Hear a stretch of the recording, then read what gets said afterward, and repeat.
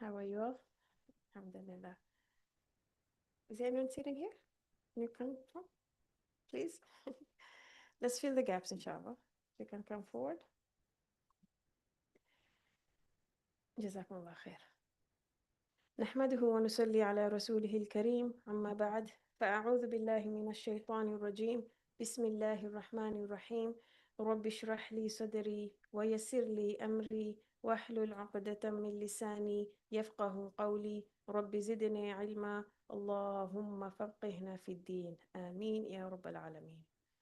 So inshallah, let's go on to lesson number 199, Surah Al-Qasas, ayah 44 to 67. Translation.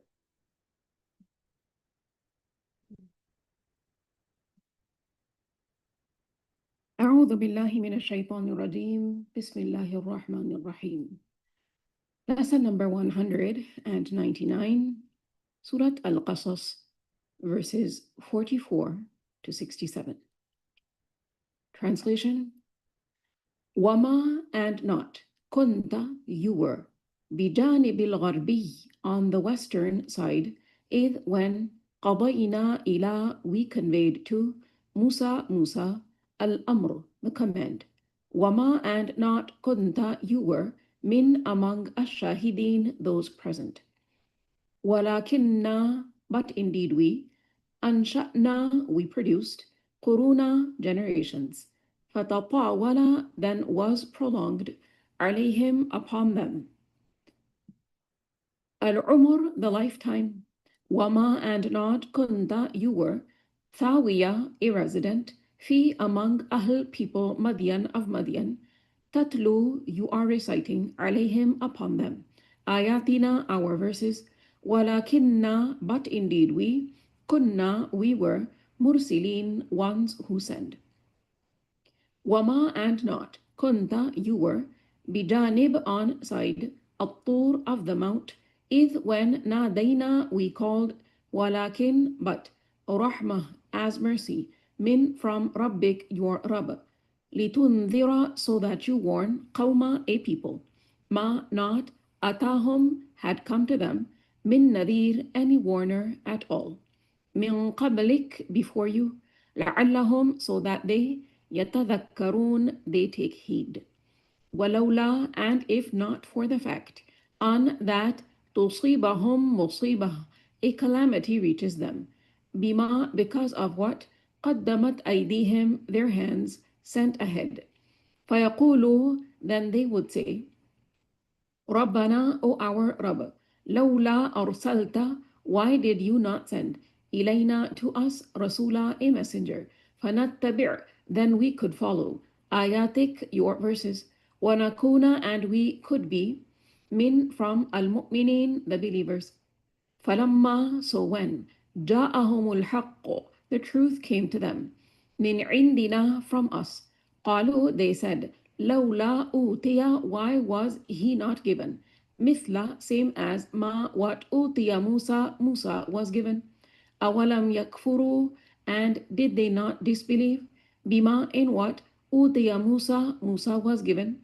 من قبل before قالوا they said سحران they are two magicians they are two works of magic تظاهرا they two back one another وقالوا and they said إنا indeed we بكل in each كافرون are disbelievers قل you say فأتوا بكتاب then you all bring a book من عندي from Allah هو it أهدى is more guided is more guiding منهما than them two أتبعه I will follow it إن كنتم if you all truly are صادقين truthful ones فإن then if لم يستجيبوا they do not respond لك to you فاعلم then you know أنما that indeed only يتبعون they follow أهواءهم their desires ومن and who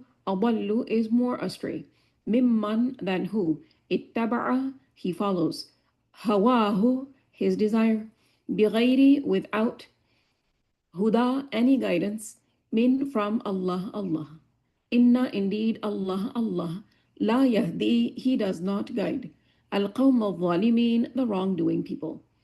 وَلَقَدْ, and surely, in fact, وَصَّلْنَا, we have conveyed, لَهُم, to them, الْقَوْل, the word, لَعَلَّهُم, so that they, يَتَذَكَّرُونَ, they take heed.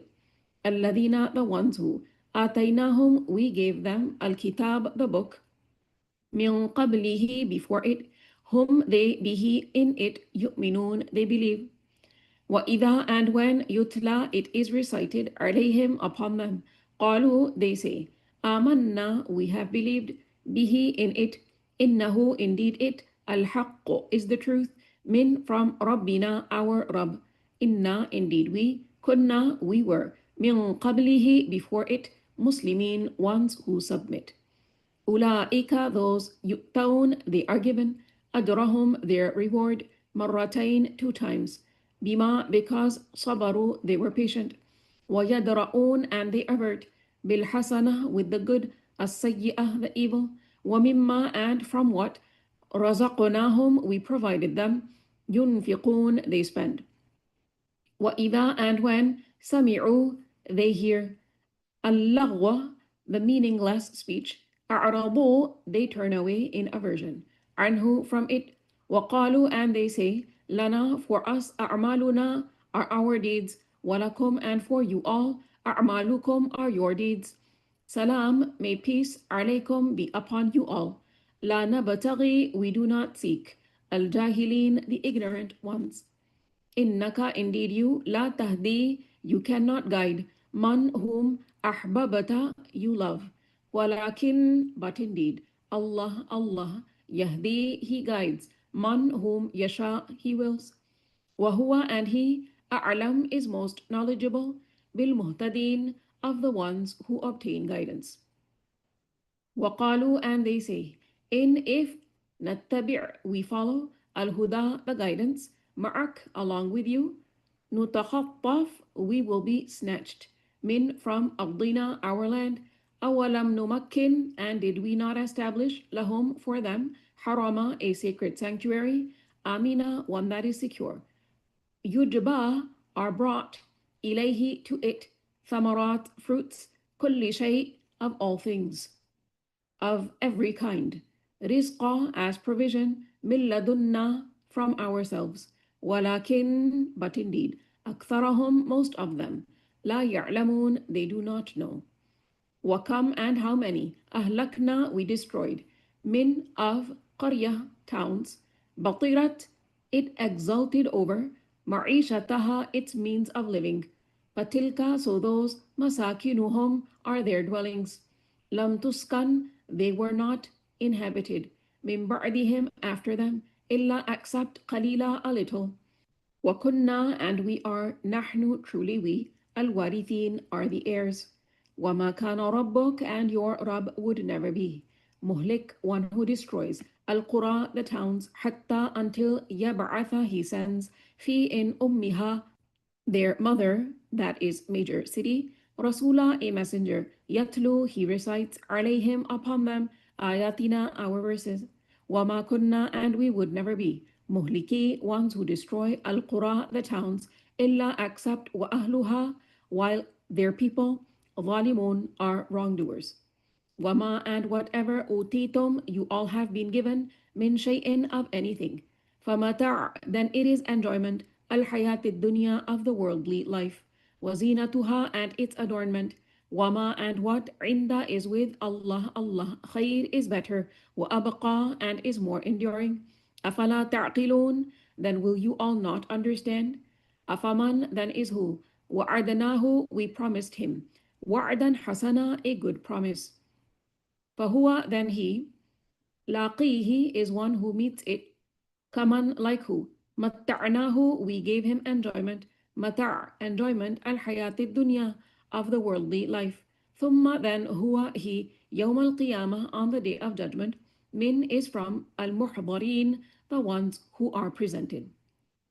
Wa yawma, and on a day when yunadihim, he will call them. Fayaqulu, then he will say, Aina, where shuraka'i, are my alleged partners. Alladina, the ones whom kuntum, you all used to, taz'umun, you all claim. Qala said, Alladina, the ones who haqqa became due, alayhim upon them, al-qawl, the word, Rabbana, O our Rabb, ha'ula, these, alladina are the ones who, aghwayna, we misguided, aghwaynahum, we misguided them, kama, just as, ghawayna, we were misguided. Tabarra'na, we absolve ourselves, ilayk, before you. Ma, not, kanu, they used to, iyana, us, truly, ya'budun, they worship. Waqila, and it was said, Ud'u, you all call upon, shuraka'akum, your partners, fada'uhum, so they called upon them. Falam yastajibu, but they would not respond. Lahum, to them. وَرَأَوْا, and they saw al-adab, the punishment, low if annahum, only that indeed they, kanu yahtadun, they obtained guidance. وَيَوْمَ, and on a day when, yunadihim, he will call them. فَيَقُولُ, then he will say, مَاذَا, what is that? أَجَبْتُمْ, you all responded to, al-mursaleen, the messengers. فَعَمِيَتْ عَلَيْهِمْ, so will become blind to them. Al-Amba, the information. يَوْمَئِذٍ, on that day. فَهُمْ, so they, لَا يَتَسَاءَلُونَ, they will not ask one another. فَأَمَّا, so as for man who taba, he repented. وَآمَنَ, and he believed. وَعَمِلَ, and he did. صَالِحًا, righteous action. فَعَسَى, then it may be hoped. On that yakuna, he will be. Min, from al-muflihin, the successful ones. بسم الله الرحمن الرحيم. وما كنت بجانب الغربي إذ قضينا إلى موسى الأمر وما كنت من الشاهدين ولكننا أنشأنا قرونا فتطاول عليهم العمر وما كنت ثاويا في أهل مدين تتلو عليهم آياتنا ولكننا كنا مرسلين وما كنت بجانب الطور إذ نادينا ولكن رحمة من ربك لتنذر قوما ما أتاهم من نذير من قبلك لعلهم يتذكرون ولولا أن تصيبهم مصيبة بما قدمت أيديهم فيقولوا ربنا لولا أرسلت إلينا رسولا فنتبع آياتك ونكون من المؤمنين فلما جاءهم الحق من عندنا قالوا لولا أوتي مثل ما أوتي موسى أولم يكفروا بما أوتي موسى من قبل قالوا سحران تظاهرا وقالوا إنا بكل كافرون قل فأتوا بكتاب من عند الله هو أهدى منهما أتبعه إن كنتم صادقين فإن لم يستجيبوا لك فاعلم أنما يتبعون أهواءهم ومن أضل ممن اتبع هواه بغير هدى من الله إن الله لا يهدي القوم الظالمين ولقد وصلنا لهم القول لعلهم يتذكرون الذين آتيناهم الكتاب من قبله هم به يؤمنون وإذا يتلى عليهم قالوا آمنا به إنه الحق من ربنا إنا كنا من قبله مسلمين أولئك يؤتون أجرهم مرتين بما صبروا ويدرؤون بالحسنة السيئة ومما رزقناهم ينفقون وإذا سمعوا اللغو أعرضوا عنه وقالوا لنا أعمالنا ولكم أعمالكم سلام عليكم لا نبتغي الجاهلين إنك لا تهدي من أحببت ولكن الله يهدي من يشاء وهو أعلم بالمهتدين وقالوا إن نتبع الهدى معك نتخطف من أرضنا أولم نمكن لهم حرما آمنا يجبى إليه ثمرات كل شيء رزقا من لدنا ولكن أكثرهم لا يعلمون وكم أهلكنا من قرية بطرت معيشتها فتلك مساكنهم لم تسكن من بعدهم إلا قليلا وكنا نحن الوارثين وما كان ربك مهلك القرى حتى يبعث في أمها رسولا يتلو عليهم آياتنا وما كنا مهلك القرى إلا وأهلها ظالمون وما أوتيتم من شيء فمتاع الحياة الدنيا وزينتها وما عند الله خير وأبقى أفلا تعقلون أفمن وعدناه وعدا حسنا فهو لاقيه كمن متعناه متاع الحياة الدنيا ثم هو يوم القيامة من المحضرين ويوم يناديهم فيقول أين شركائي الذين كنتم تزعمون قال الذين حق عليهم القول ربنا هؤلاء الذين أغويناهم كما غوينا تبرأنا إليك ما كانوا إيانا يعبدون وقيل ادعوا شركاءكم فدعوهم فلم يستجيبوا لهم ورأوا العذاب لو أنهم كانوا يهتدون ويوم يناديهم فيقول ماذا أجبتم المرسلين فعميت عليهم الأنباء يومئذ فهم لا يتساءلون فأما من تاب وآمن وعمل صالحا فعسى أن يكون من المفلحين. Alhamdulillah. So inshallah, as we wait for Sister Mariam to get here, let's work on your Surah Al-Qasas outline. Do you all have it? Surah Al-Qasas outline, at least the first one.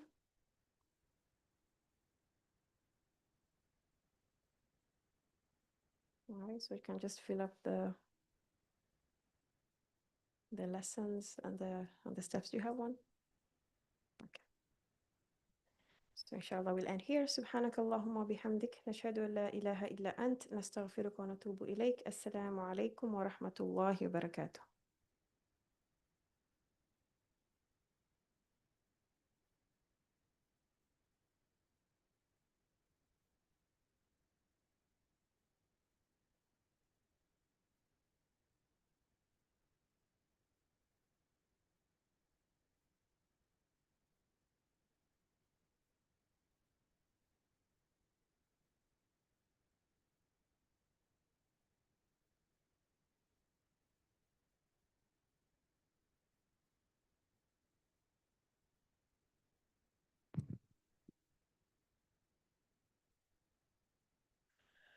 Assalamu alaikum wa rahmatullahi wa barakatuhu. How is everyone today? Alhamdulillah.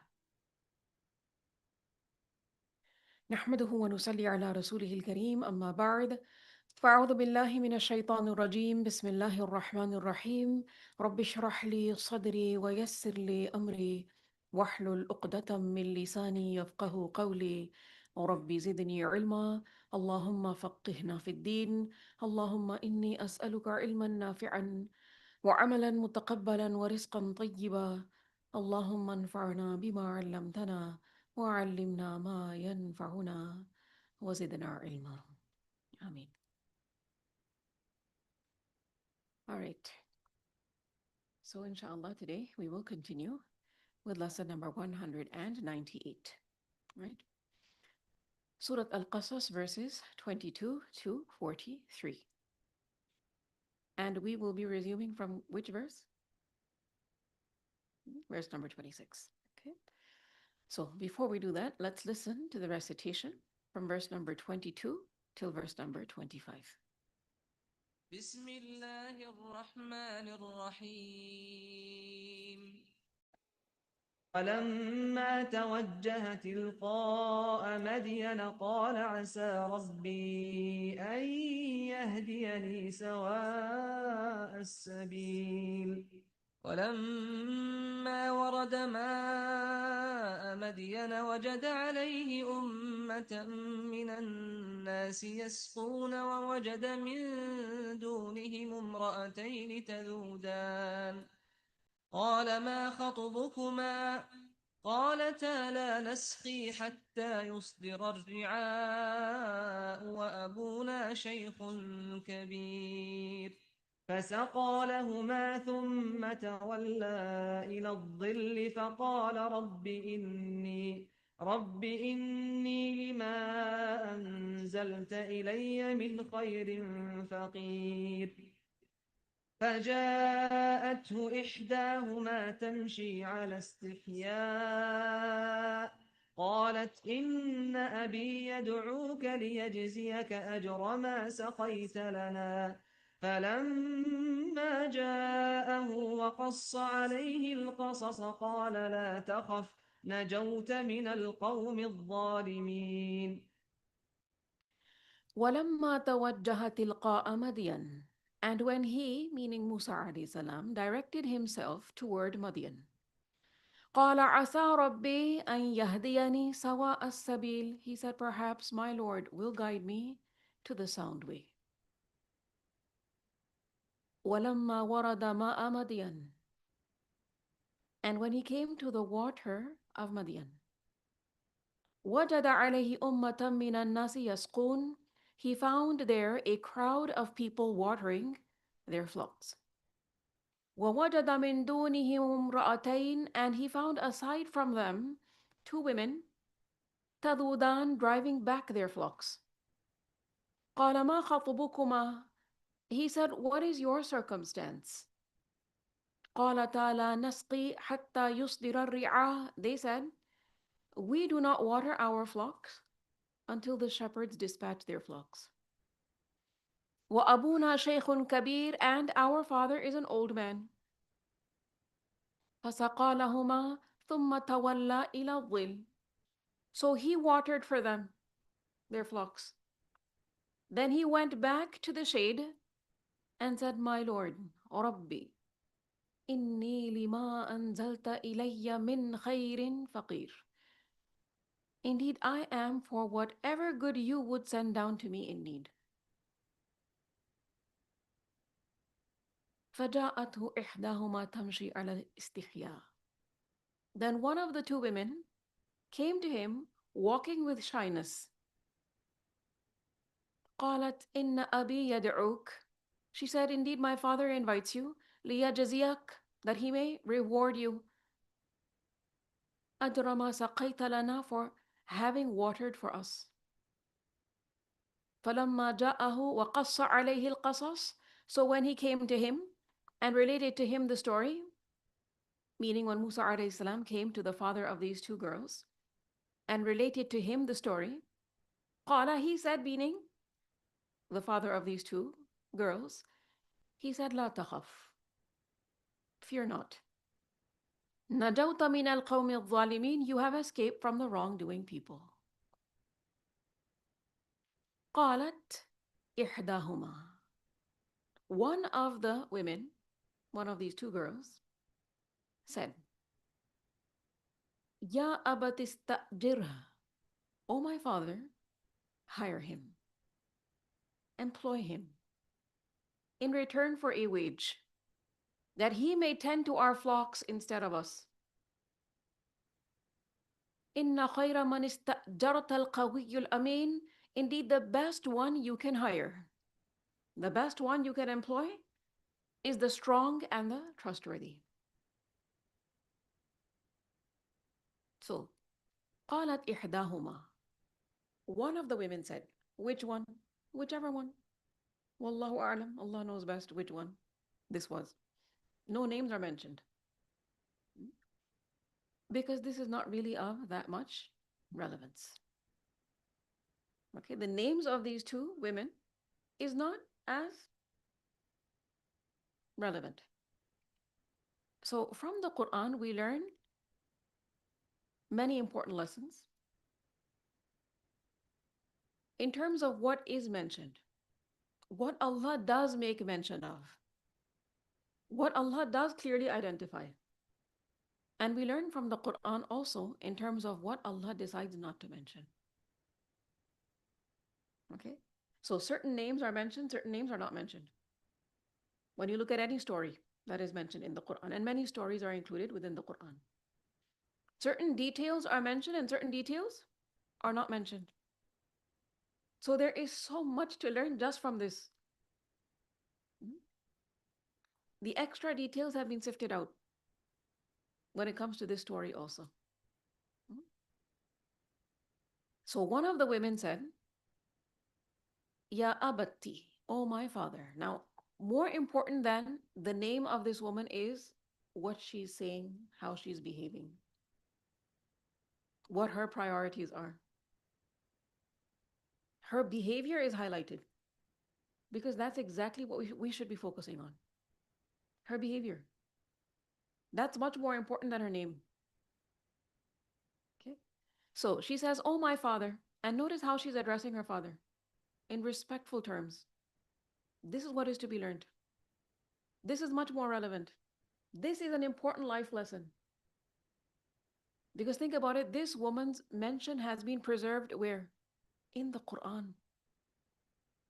So she's important, right? She has been given that importance. On account of what? Not just her name, right? On account of her personality, her behavior, her priorities, her faith, her modesty. And as we're learning here, even her respect towards her father. So what can we learn from this for ourselves? What should we be? Yes, modest and also respectful towards our parents. That's an important life lesson. So she says, Ya abatista'dirhu, oh my father, my dear father, hire him, employ him. And the term ista'dirhu from Hamza Jim Ra, ajr, means wage. And ista'jara, it means to hire someone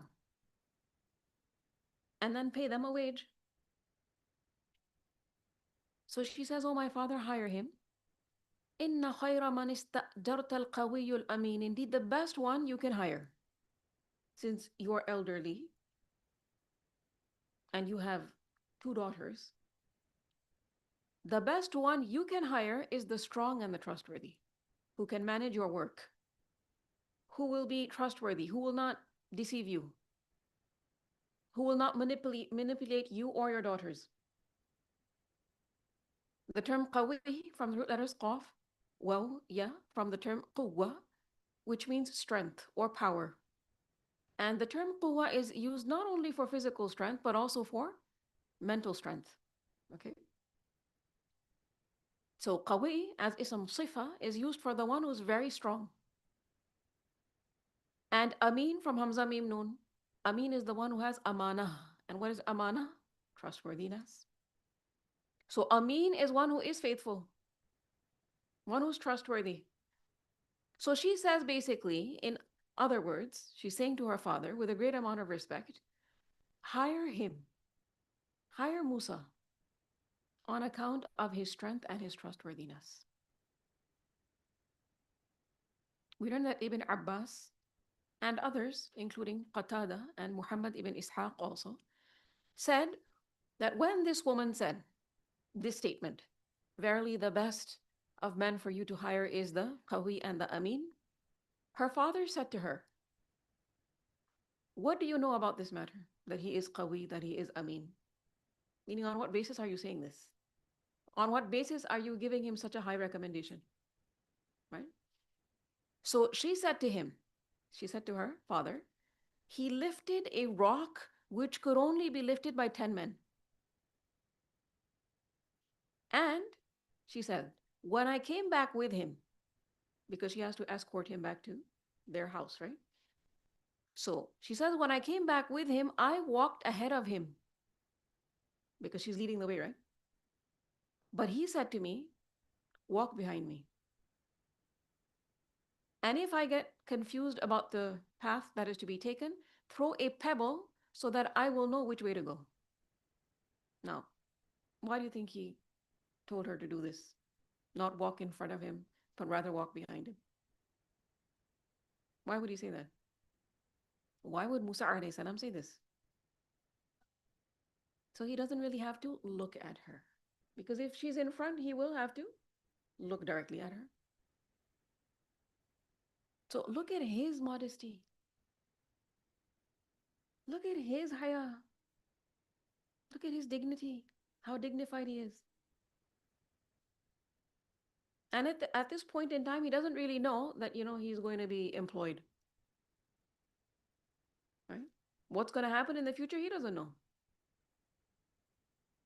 So again, we're seeing in his personality a lot of dignity, a lot of patience, and yes, haya. Now, this verse also teaches us that the criterion for selection, when you want to employ someone, or when you want to assign someone some work, is that someone should possess these two qualities that are mentioned here. Which ones? Quwwa, having strength, and amana, being trustworthy. And here in this context, the specific work that was going to be taken from Musa alayhi salam was what? Taking care of animals, right? Sheep. And that too after he himself has endured a very long, strenuous journey, which is physically taxing, right? But look at how much quwwa he has, not just physically, but also in terms of mental determination. Right? He immediately gets up, even after he's endured a long, strenuous journey, and he helps these two women who are not able to water their flock. He has the physical strength, and he also has the mental determination, and he's honest, he's trustworthy, he's not deceptive, he's not weak. Now, we need to stop here and think about ourselves in terms of quwwa and also in terms of amana. Bring to mind a time maybe in your life when it is that you actually, went through a journey which was difficult. Maybe, it was a plane ride of maybe 14 hours, 16 hours. So maybe you were traveling for like 24 hours. Is that tiring? It is tiring. You get jet lagged, right? You feel very exhausted. And maybe there is some other kind of stress that is disturbing you during that time as well. So you reach your destination physically exhausted and mentally also exhausted. And then in that state, if you're told, you know what, you have to cook and you have to clean and you have to entertain people, and maybe you have to go and buy a few things also, what happens to you at that point in time? You just break down, right? You're like, Me? I'm the only one left to do this? I've endured such a long journey and I'm mentally fatigued also. I'm not able to do this. Go ask somebody else. Look at Musa alayhi salam. And look at how strong he is and how trustworthy he is. Because if it is that we're exhausted physically and mentally and then we're told to do something for someone, right? Maybe we actually end up doing it, but how? What is the quality of that work? Very poor. It's almost like we're deceiving the person who told us to do something, right? It appears that way because we're half-hearted, right? In terms of what we're doing. We don't feel like doing it. And when you don't feel like doing something, what is the quality of your work? Very poor, right? So Musa alayhi salam is strong not just physically, but also in terms of his character, and he's strong mentally. He has firmness in terms of determination. When he identifies this is a good deed that needs to be performed, he does perform the deed, but how? Not in a wishy-washy way. He performs the deed at the level of excellence, in the best of ways. Is this how we are? And this is why when we look at any kind of work that is happening in our homes, work that is happening in an Islamic center, in a school, right?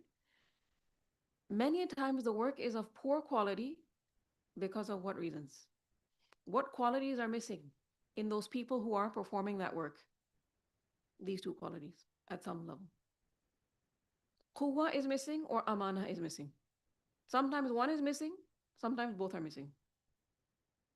Okay? Because there are people who are qawi, strong physically. They're young, you know, they have good health,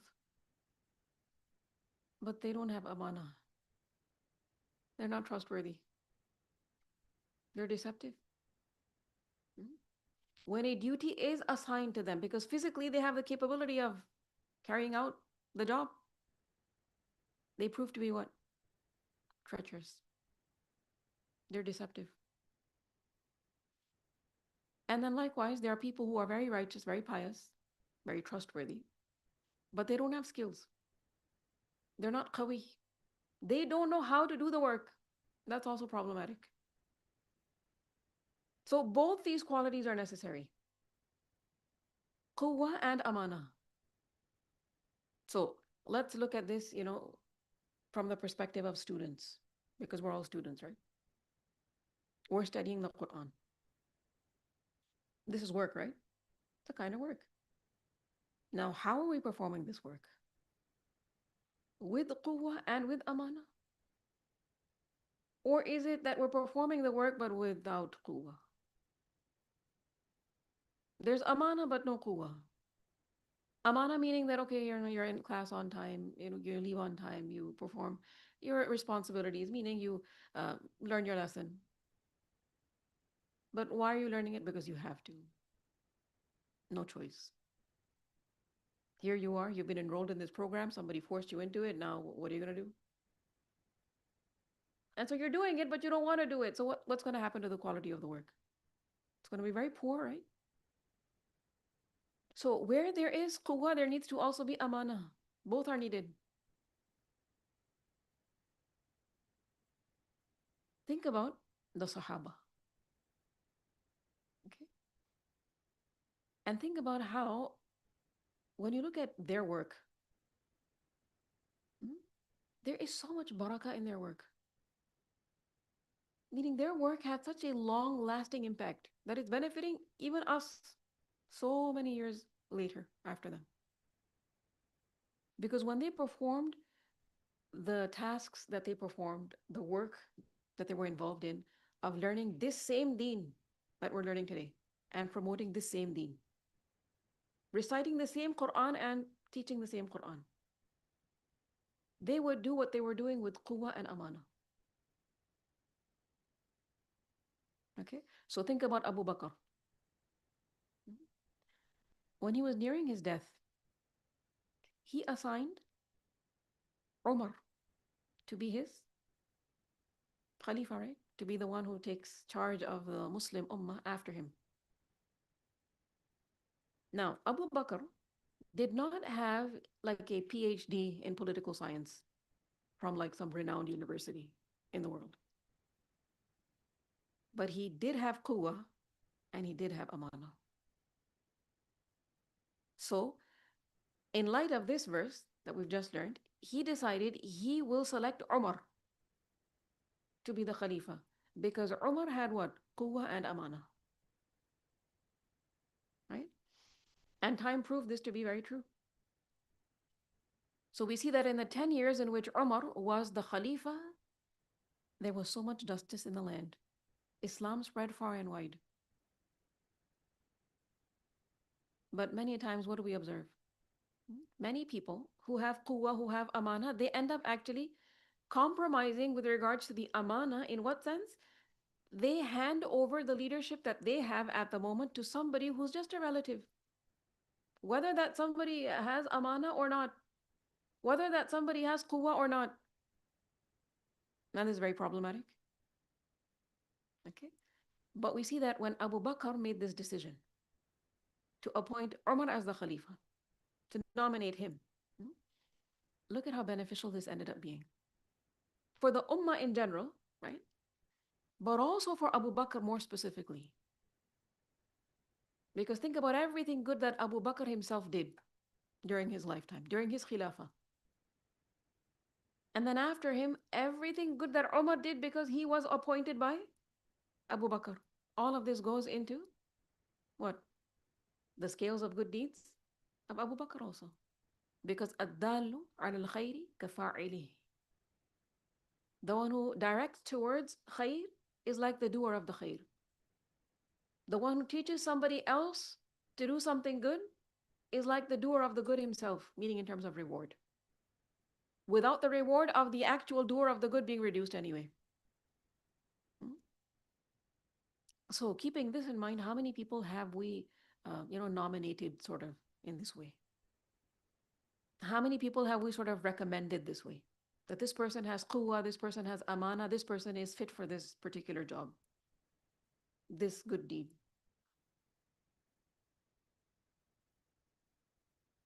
And also we learn from this that when we assign a responsibility to someone, we should look at their qualities. Don't think about, this person's proximity to you in terms of like lineage. Like, oh, this person is a relative of mine, so that's why I'm going to select them for this particular work. Think about their actual qualities. Are they upon merit? And then select them on that basis, fearing Allah the most. قال إني أريد أن أنكحك إحدى بنتي هاتين. He said, meaning the father of these two women, he said, indeed, I wish to wed you one of these my two daughters. على أن تأجرني ثمانية حدد, on the condition that you serve me for 8 years. The term unkihak from nun kaf ha and inkah, it means to give in nikah, to give in marriage. So he said, indeed, I wish to wed you one of these my two daughters. The term ibnatay, this was actually ibnatain, dual of ibnah. And this additional ya here, ibnatayya, is ya of mutakallim, giving the meaning of my. The original form is ibnatayni. That has been changed to ibnatayya. So he said, indeed, I wish to wed you one of these my two daughters. So again, notice here, the father himself, because of his wisdom that Allah granted to him, he made this offer himself. Right? So he's actually sort of, bringing this proposal, marriage proposal, to Musa alayhi salam, suggesting that he marry one of his daughters. Now, in certain cultures, this is looked down upon heavily. It's actually, in some cultures, considered to be a matter of shame that a parent of a girl sends a proposal to a boy.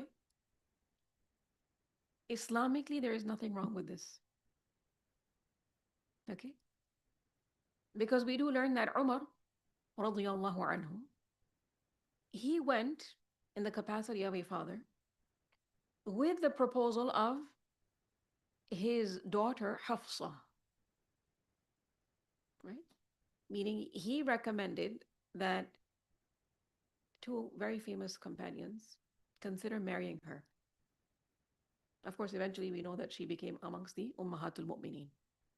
Rasulullah sallallahu alaihi wasallam married her. But before that happened, Umar takes the proposal for his daughter to Abu Bakr and to Uthman. Okay? So Islamically, there is nothing wrong with the father doing this.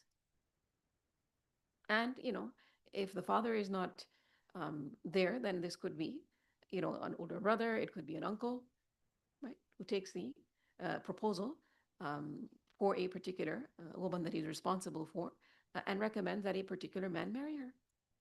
There's nothing wrong with this. So, this father of the two girls, he said, indeed, I wish to wed you, one of these, my two daughters. Ala an ta'jurani thamaniya hijaj, on the condition that you serve me for 8 years. So, ala over here indicating what? A shart is being put into place. So, ala meaning ala shart, on the condition that you serve me for 8 years. So, this teaches us also something important. That one can set appropriate conditions at the time of nikah. Okay?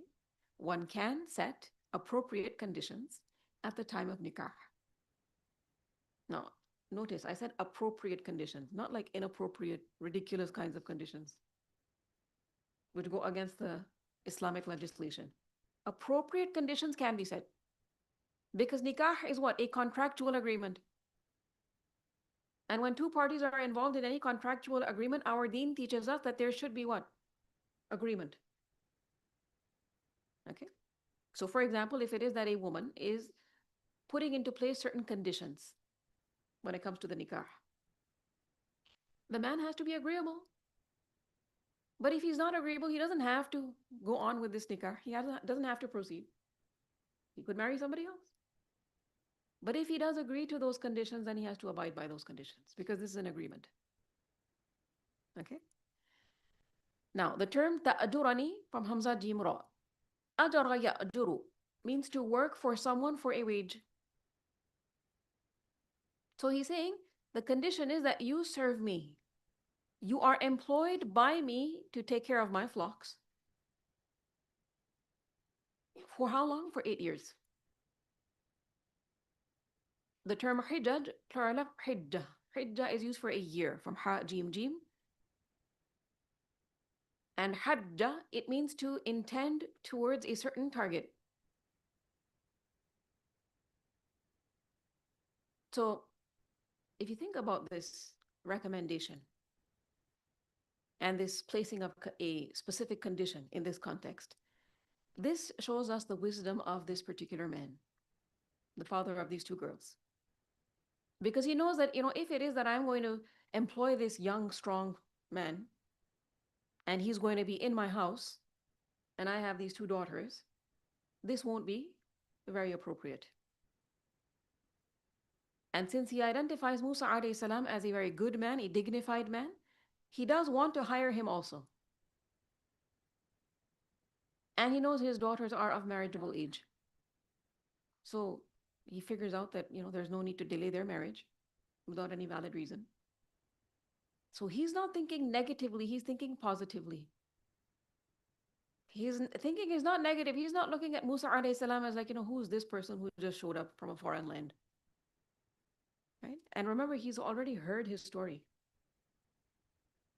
Right? Musa alayhi salam has informed him that he actually ended up accidentally killing someone in Egypt. And if you think about it, that's not really exactly a very good track record, right? To present in front of somebody who might become your father-in-law. So Musa alayhi salam is very honest. And this father of these two girls, notices this, appreciates this. He's not thinking negatively about Musa alayhi salam. He's thinking positively. He identifies Musa alayhi salam as a trustworthy individual who did end up helping his daughters when they needed help. So he sees khair in him. He sees goodness in him. Now we need to ask ourselves, do we have this perspective? Do we think positively this way? Do we identify khair in people around us? Or do we only focus on their flaws? Do we only focus on their mistakes? Everything wrong they're doing? Not only that, people doubt, even if the person is good, people doubt what is your intent. Yeah, yeah. We overthink it, right? Many a times. Somebody's doing something good with sincerity, and we're like, oh no, but there must be something hidden behind this. Is this a very healthy way of being? No, we make ourselves mentally sick when we behave this way. Because these kinds of thoughts, what do they do to us? They haunt us. Literally, they haunt us.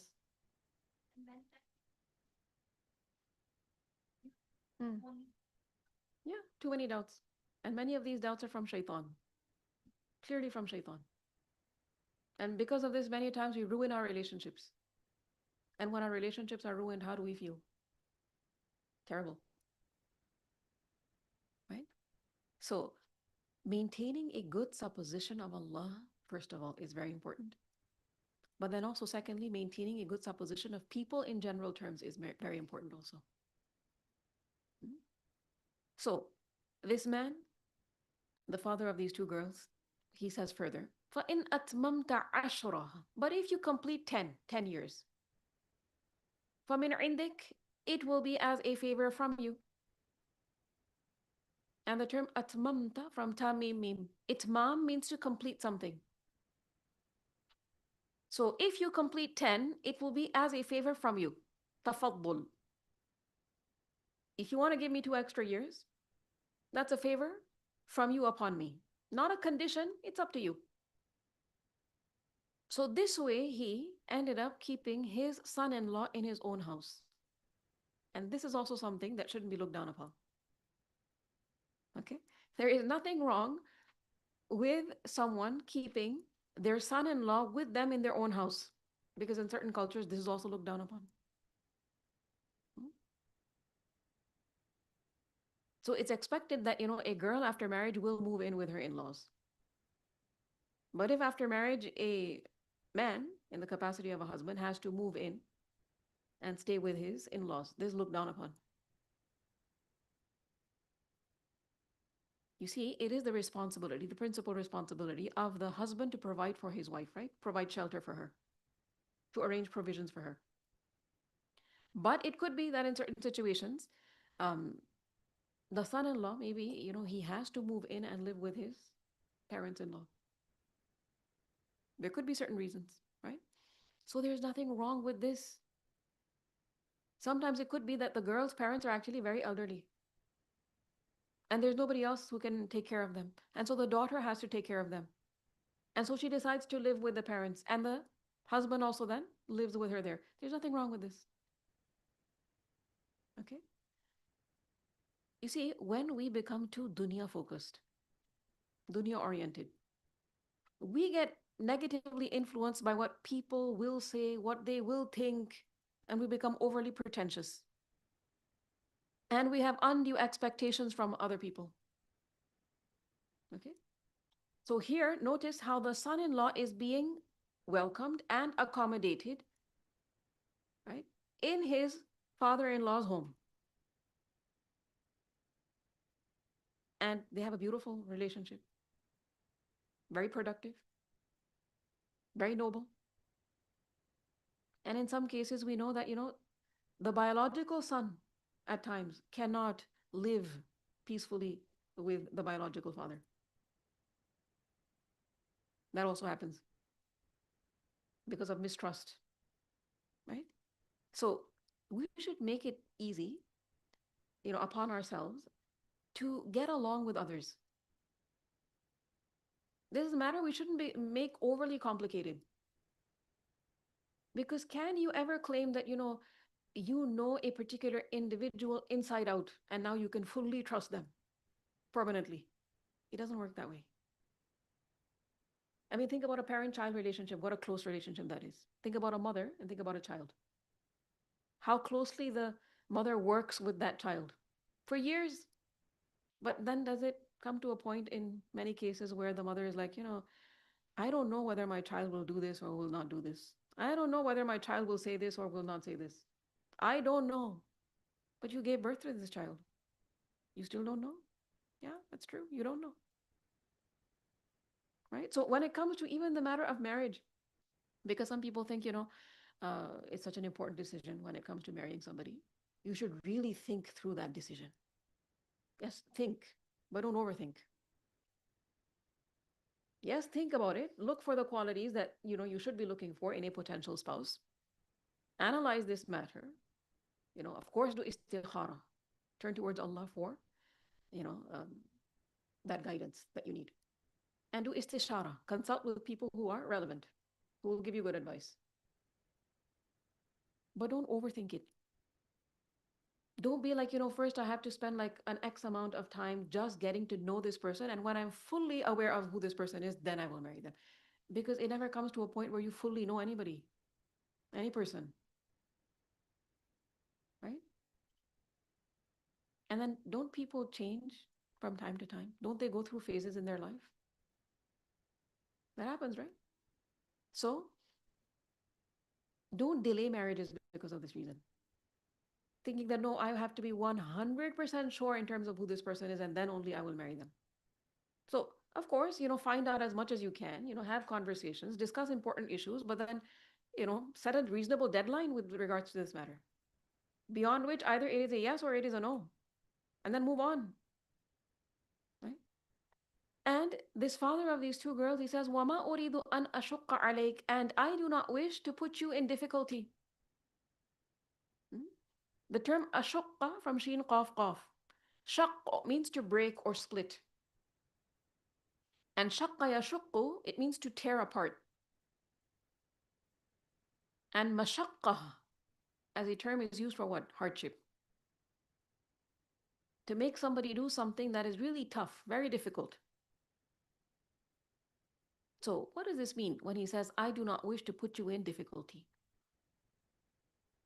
Sheikh As-Sa'di, he mentioned in his tafsir, this means he's saying by imposing 10 years on you and by hiring you, I do not wish to impose hard labor on you.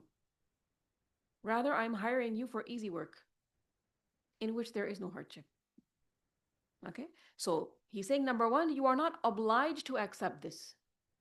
These are my conditions, but you're not obliged to accept this. I'm not imposing this on you, right? Putting undue pressure on you, causing you inconvenience. I don't want to put you into difficulty. And also, number two, once you accepted the terms, if you choose to accept the terms, I'm not going to make your life difficult after that. Okay? I will not exploit you. I will not misuse you. I'm not going to treat you like a slave.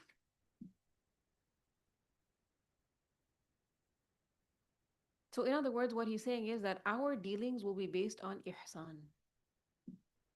Okay? We're not going to fight constantly.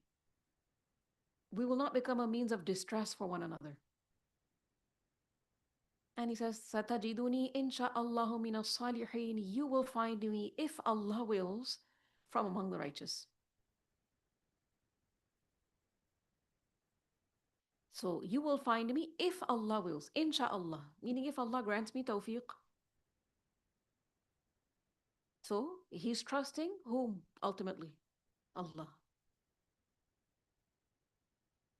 You will find me, if Allah wills, from among the righteous, meaning those who fulfill their promises. So this is the communication from the side of the father-in-law of Musa alayhi salam, who is, of course, as we know, a very righteous man. Now, what does Musa alayhi salam respond with? Qala, he said, Musa alayhi salam said, Dalika bayni wa baynak.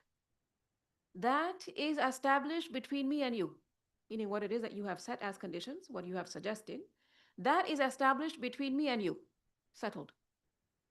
Meaning now this is a contractual agreement that is verbally being agreed upon. right? أيما الأجلين قضيت فلا عدوان علي.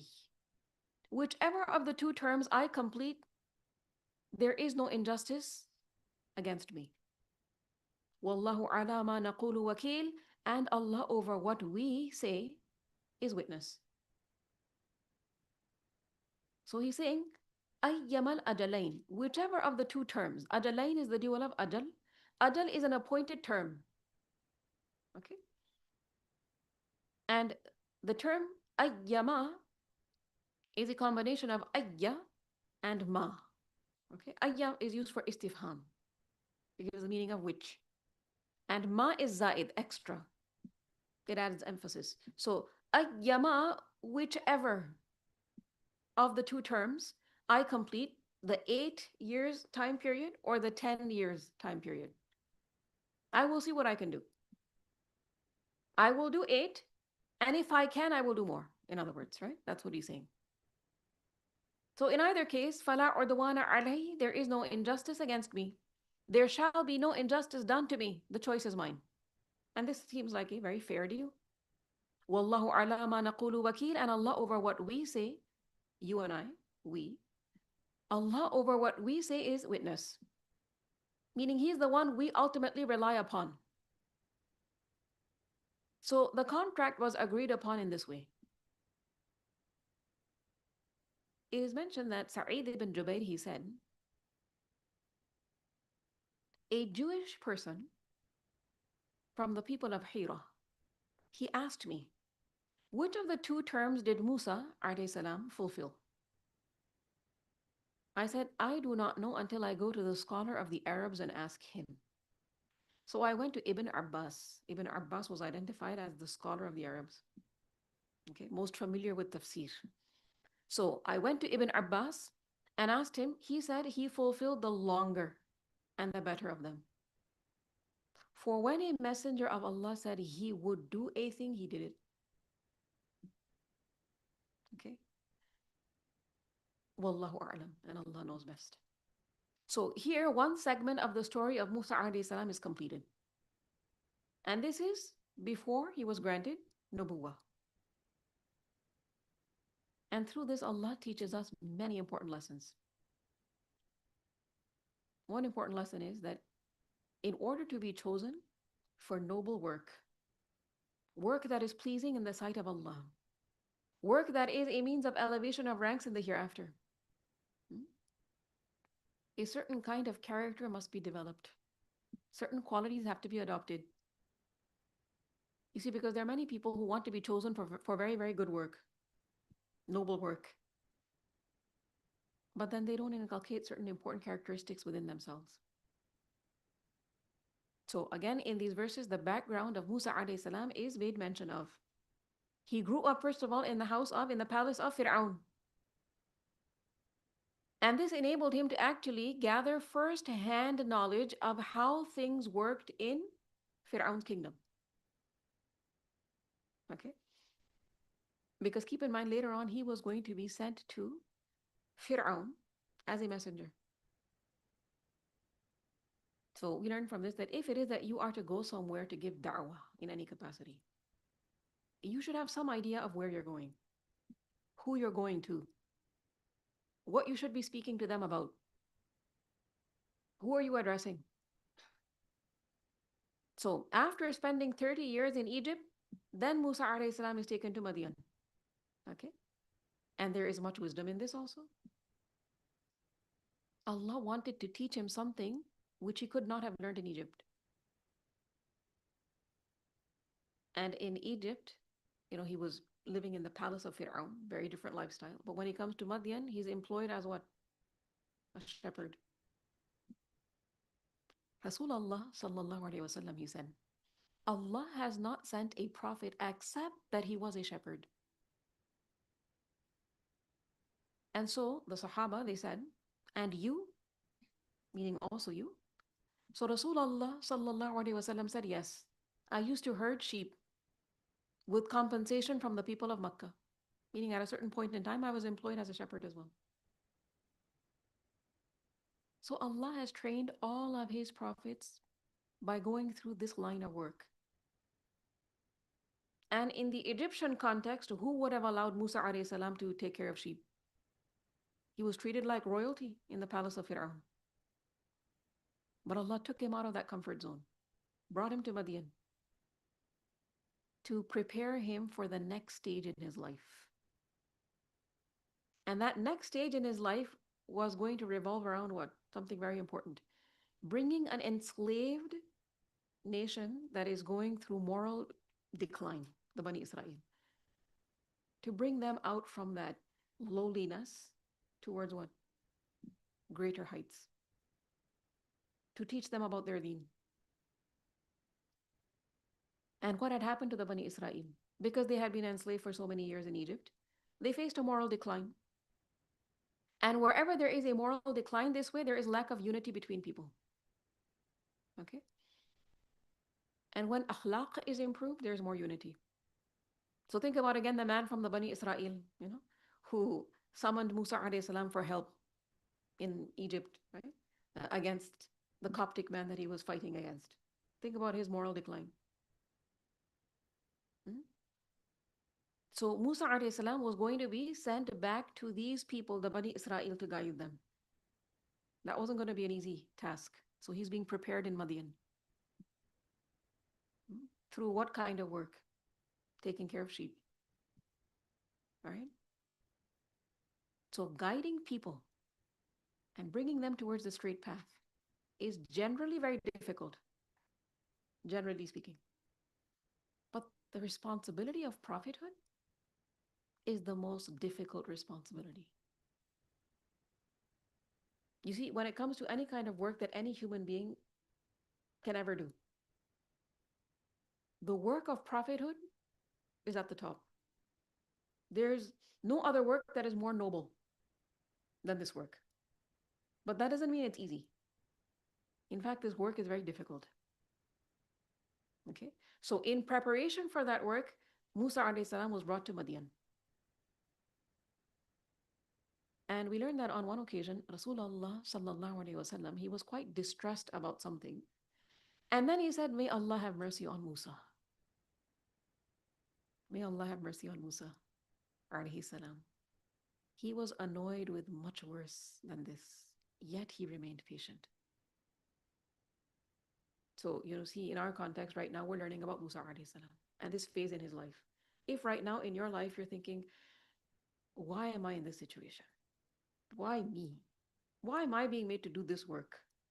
Whatever that work might be. Maybe you have to take care of your younger siblings. Maybe you have young children.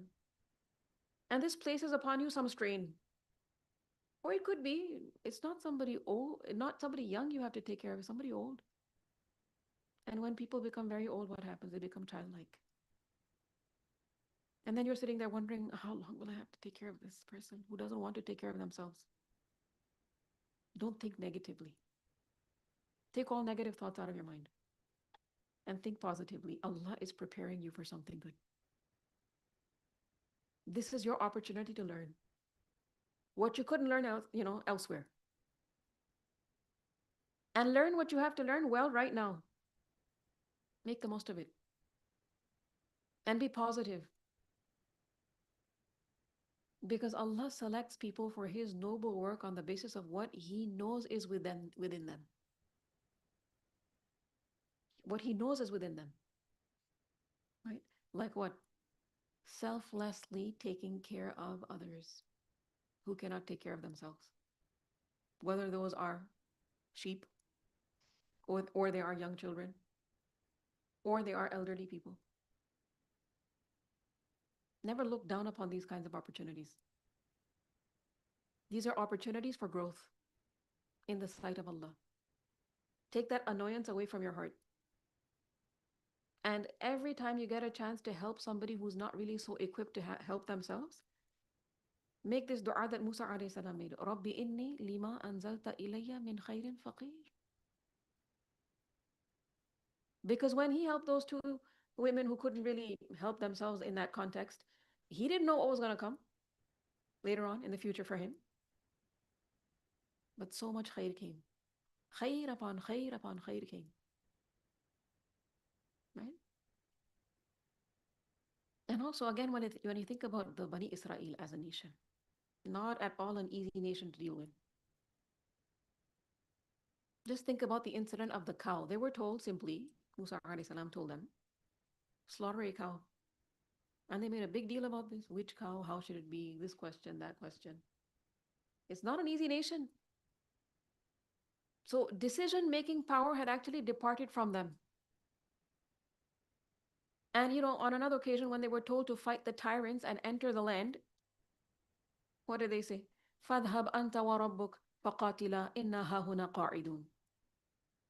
They said to the messenger, you and your Lord, you go and fight.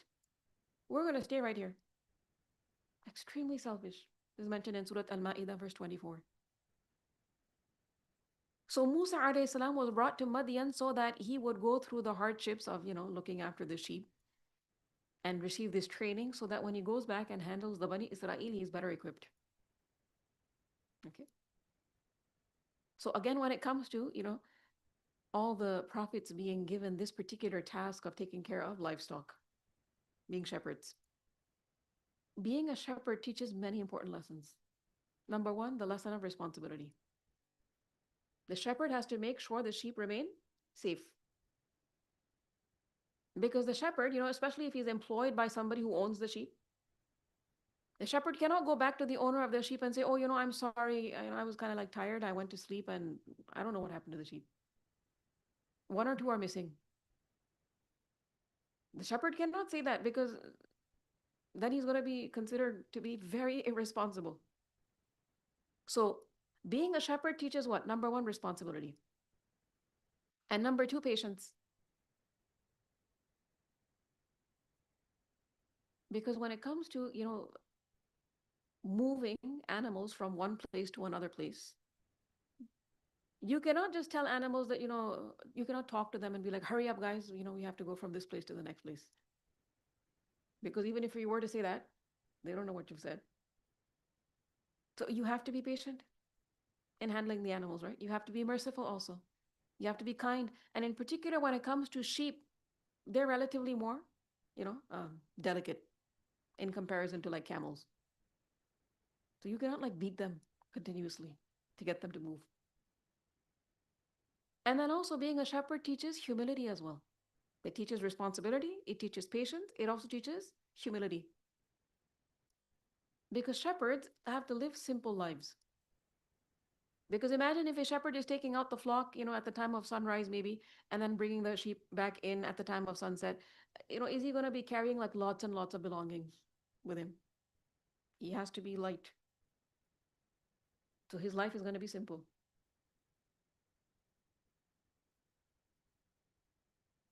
And when it comes to simplicity, it doesn't always have to do with your belongings. It has to do with an entire mindset. So ask yourself, is there humility in your mindset? Not just only in terms of how much is in your bag right now, how much is in your wallet right now, right?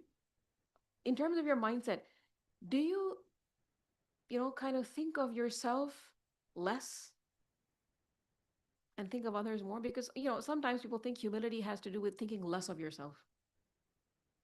In the sense that, you look down upon yourself. No, that's not what it means, that you look down upon yourself.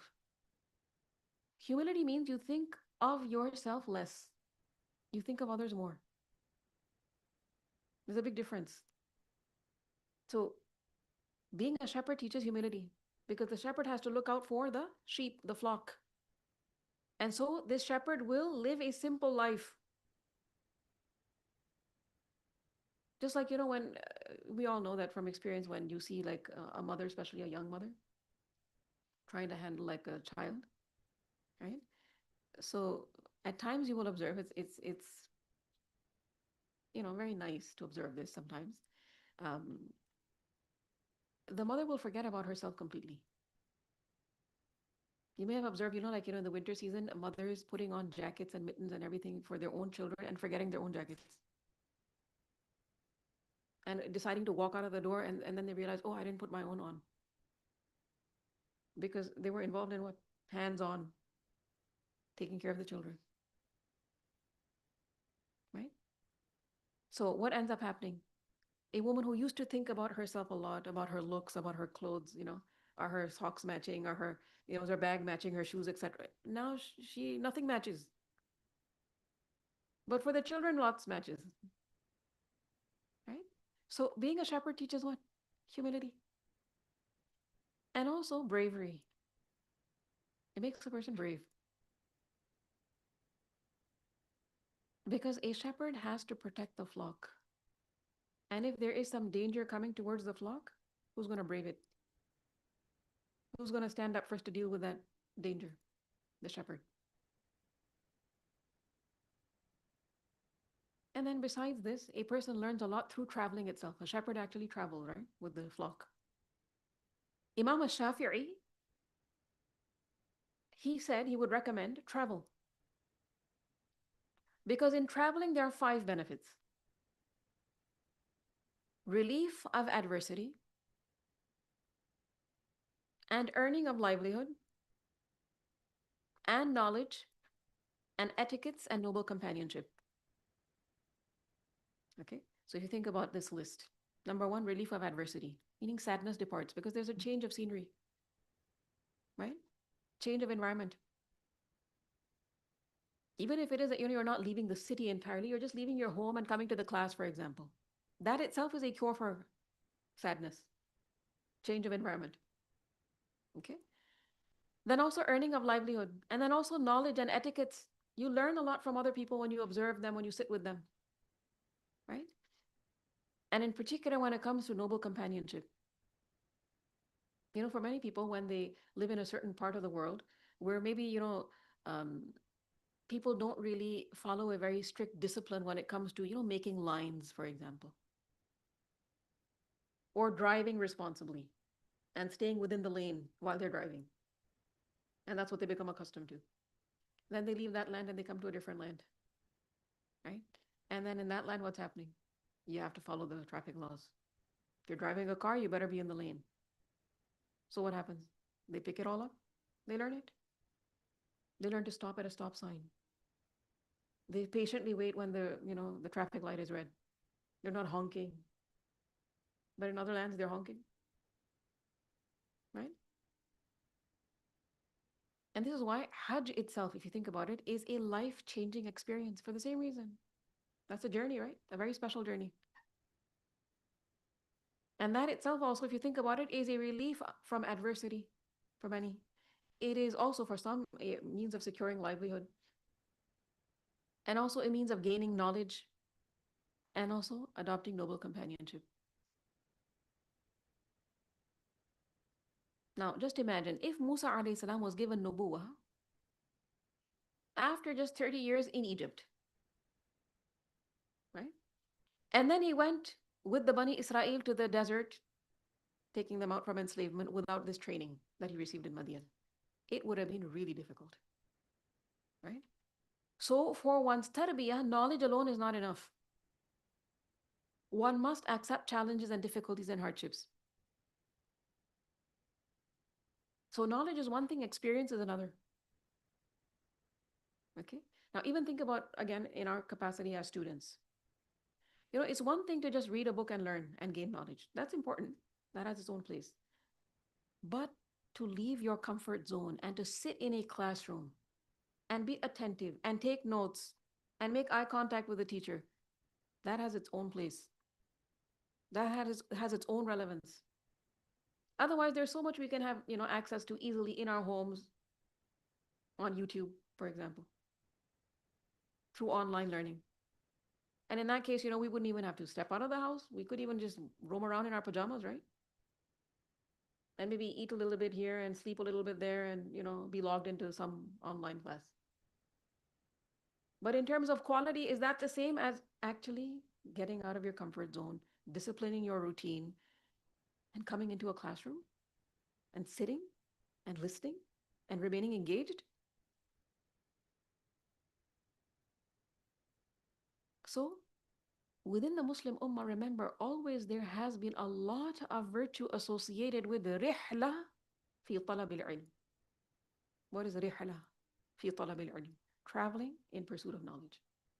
And that's what all of you are doing right now. You have traveled, some from nearby, some from maybe not so nearby, in pursuit of what? Knowledge of this deen. And this is something so noble and so virtuous. In this, you have to follow a strict discipline. But remember, in following this discipline, there is much benefit. There is much elevation of ranks. فَلَمَّا قَضَى مُوسَى الْأَجَلَ, and when Musa had completed the term, وَسَارَ بِأَهْلِهِ, and was traveling with his family in the direction of Egypt. Because his mother, his brother, his relatives were all in Egypt, so he wanted to meet them. آنَسَ مِنْ جَانِبِ الطُّورِ نَارًا, he perceived from the direction of the mount a fire. And this also teaches us something else. Once the parents get their daughter married off to someone, the decision is made, okay? Then they shouldn't interfere and say, no, but she cannot travel with the husband. The husband wants to take her somewhere. He has the right to do so. Parents shouldn't interfere. They can give a suggestion. They can maybe give a recommendation and advice, but that's it.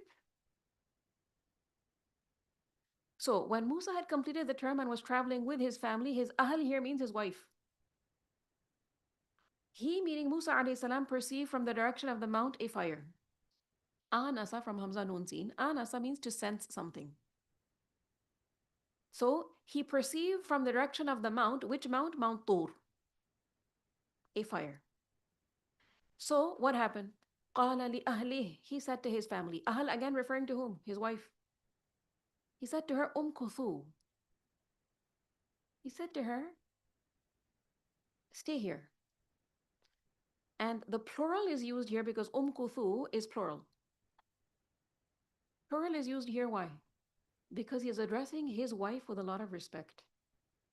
The plural in Arabic is used for respect. So he's addressing his wife during a journey, not in a condescending way, but with respect. He's saying to her, you stay here. Inni anastu nara, indeed I have perceived a fire. And he's saying, I have perceived, because only he saw it. Only he sensed it. His wife apparently didn't.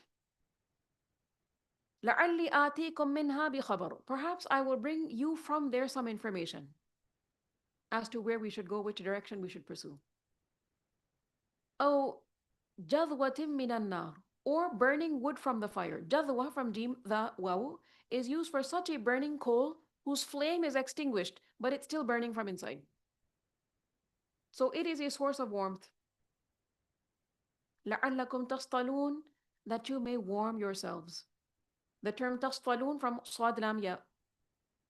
And Sala Yasla, it means to enter into fire or to roast something. Now again here we see the personality of Musa alayhi salam.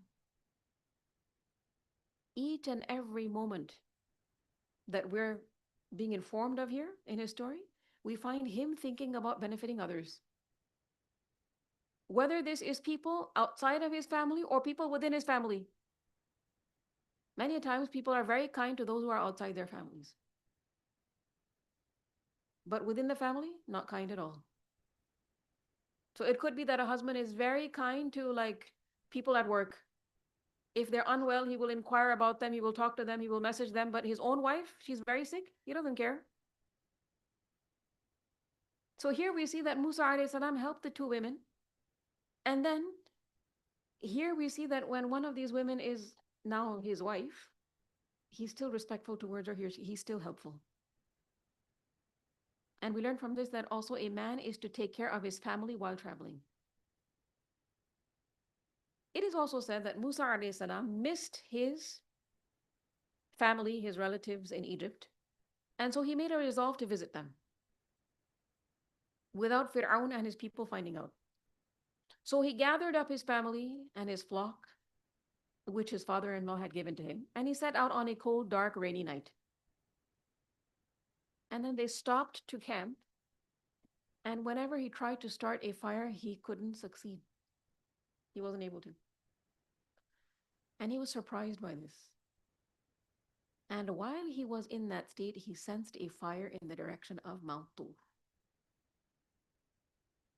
So he saw a fire burning from afar. So he said to his family, wait, I have seen a fire, meaning wait while I go there.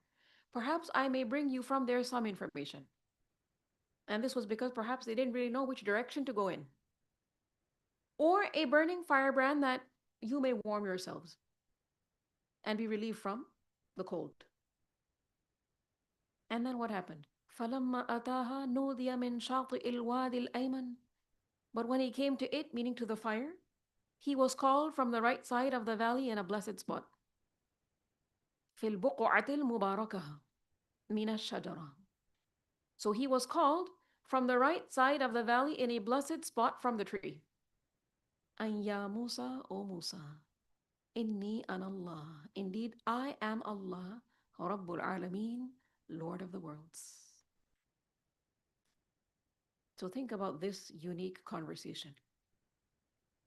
When he came to it, meaning to the fire, he was called Nudiya from Nun Daliya. The term Shati from Shin Ta Hamza. Shati means side. And it's used for one side of something that has two or more sides. So when he came to it, he was called from the right side. Shati al-Wadi al-Ayman. And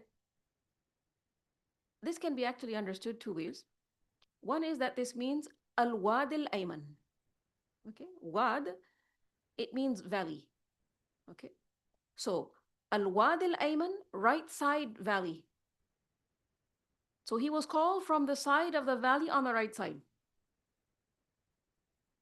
Or Shati al-Wad, called from the right side of the valley. Okay, so he was called from the side of the valley on the right side. Or this could mean he was called from the side of that valley on the right side. Okay. في البقعة المباركة, in a blessed spot. The term buq'ah from baqaf ayn, buq'ah is used for a portion of the earth and a spot that is more prominent.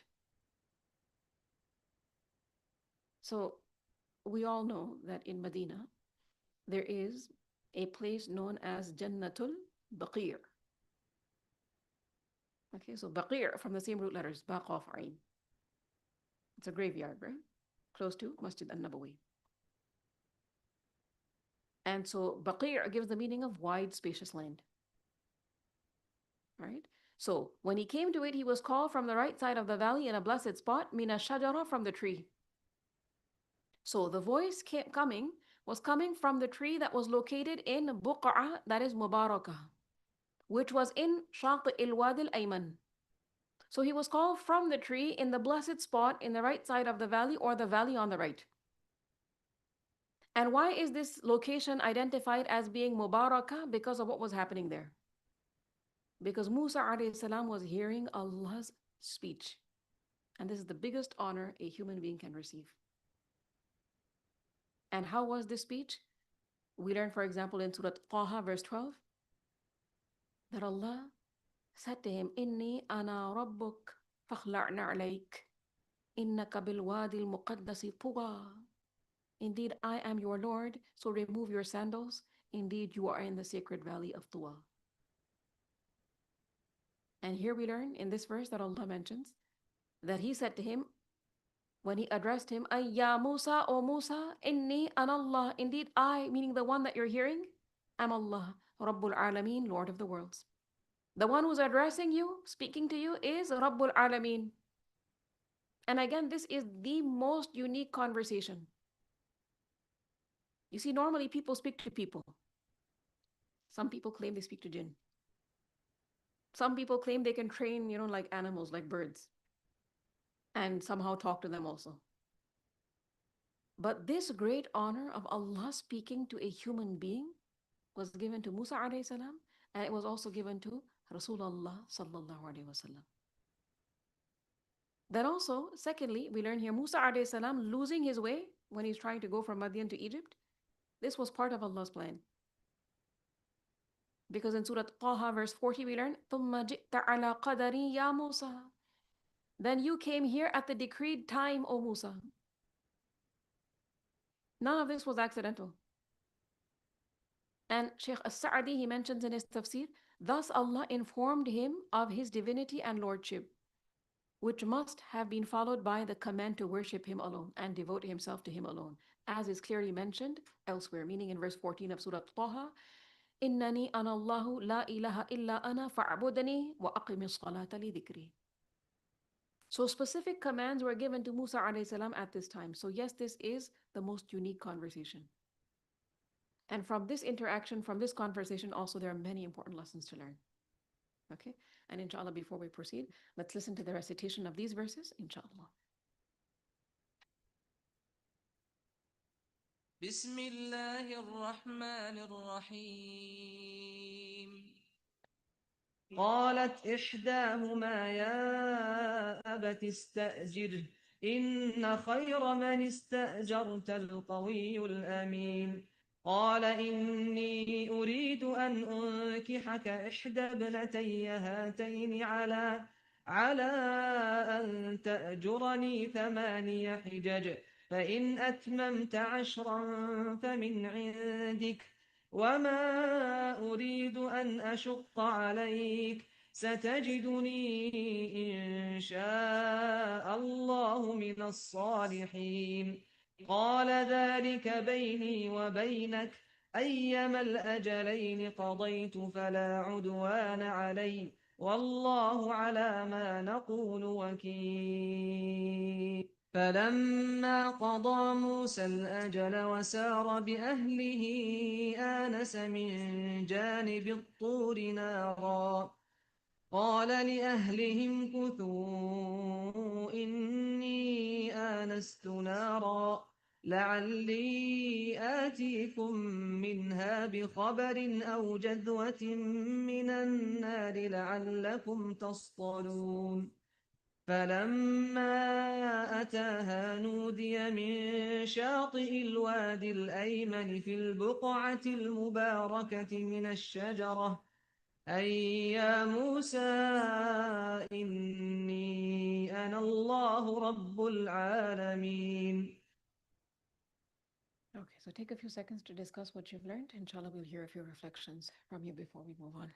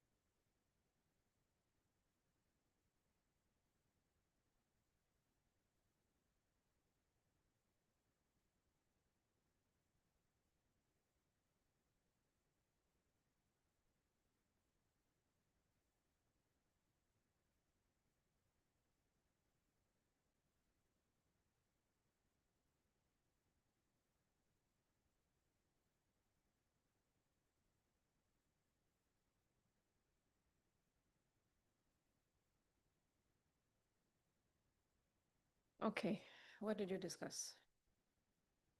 Who would like to share a reflection?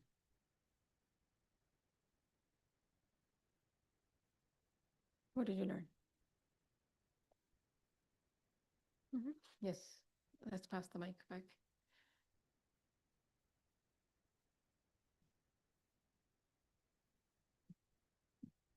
Alaikum wa rahmatullahi wa barakatuh. Alaikum assalam wa rahmatullahi wa barakatuh. Mr. Mariam, when you started the ayahs, we started off with showing us like how Musa alayhi salam went and helped somebody. Coming from his background, he was a prince. Yeah. He was still a prince, even though he was in another land. But still, when you're of a higher status, how would you go and help somebody who is in need? Yeah. For example, I was pondering over this and thinking like, if I'm blessed with some privileges, or I'm rich or something, will I be more eager to help somebody in need or look down on them? Yeah. So this quality was not there even in Musa alayhi salam. Yeah. Yeah. So I think one of the reasons why he was chosen by Allah subhanahu wa ta'ala to have this kind of down to earth quality, which we have to work on myself first, Yeah. and this before advising others. Very true. He's able to look beyond himself, right? And this is very important. You know, when we don't look beyond ourselves, we become miserable. Miserable. Have you ever experienced this? Like, you don't think of a really sad, like, moment in your life when you were just very negative. You will identify easily that you were only thinking about yourself at that time. And the moment you start looking at other people, then your state of mind changes. That is why, you know, sometimes this is a suggestion that is given to people who are actually going through depression. A suggestion that is given to them is go and, you know, visit people who are sick. Go and, you know, visit people who are orphans. It's therapeutic.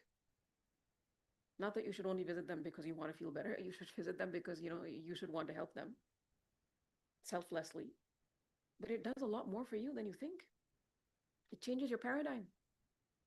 And sometimes what you really need in your life, most of all, more than money and friends and fame and, you know, excitement, is paradigm shift. That's what you need the most, right? So it's very important to be able to come out of our comfort zones and learn what we're supposed to learn. And yes, sometimes, you know, that learning is through a person that, you know, is somewhat annoying. Maybe they're not as, you know, nice to look at, or maybe they're younger, or maybe they're very old, or maybe they're poor. Their mannerisms are not so refined.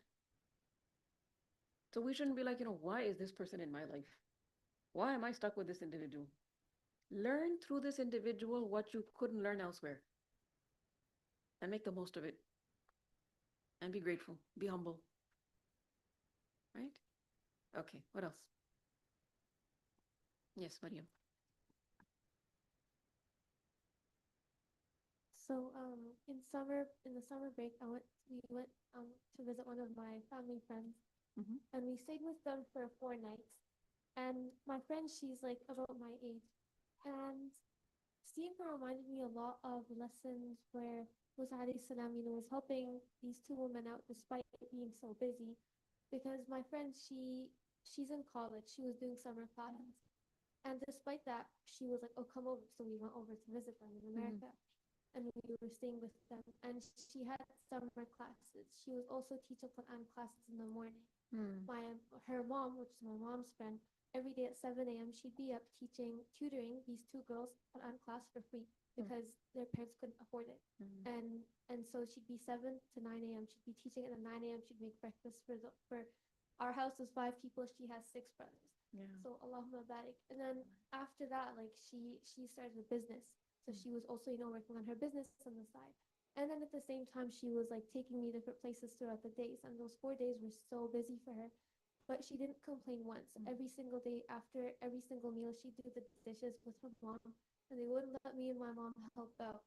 And so cleaning, cooking, dishes, taking us out, all these other things, Allahumma barik.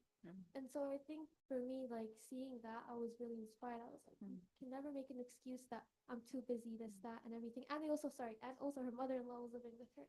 So they were taking care of her and her emotional needs because her husband also recently died. And physically, like, helping out, cleaning this, that, everything. So along that was like a really big lesson that whatever you have in life, you should be grateful for it and then make the most use of it instead of just thinking I'm too busy, I have things too hard going on. Very true. And again, this also teaches us the benefit of traveling and learning from other people. Right? So if you travel with a pure intention and keeping the limits of Allah in mind, and you visit righteous companions, righteous people, you come away benefiting in so many ways. Right? And this is not something you can learn necessarily from just a textbook or only in a classroom setting. right? You learn this from real lived experience.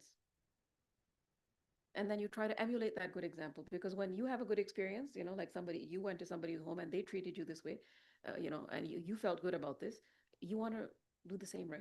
When somebody comes to visit you, you want to present a good example in front of them as well. Okay? Alhamdulillah. What else? Yes, Saadia.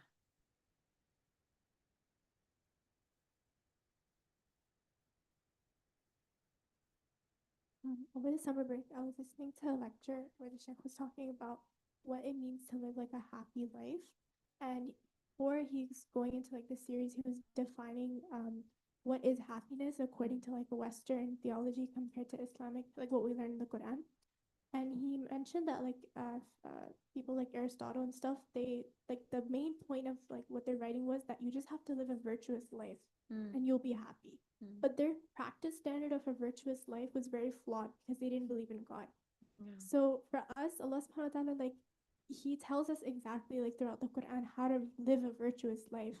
And despite all the tests, like I'm thinking about Musa alayhi salam, and despite all the tests and trials, like he could have just been like depressed over like what he did in Egypt, and he could have just not moved forward. He would have just, been in like that home that we talk about. But he moved on and he asked Rabbi demands at them, and Allah gave him such a virtuous life just in like those 10 years, and then he was granted prophethood. So I feel like what you mentioned, if we want to live a virtuous life, you have to, number one, like keep ihsan our forefront in our life. And for that, you have to do tazkiyah. You have to like purify yourself. You have to forgive, like ask for forgiveness. And then, like you mentioned, also bringing in being qawi and ameen. Yeah. Those are all ways we can live a virtuous life.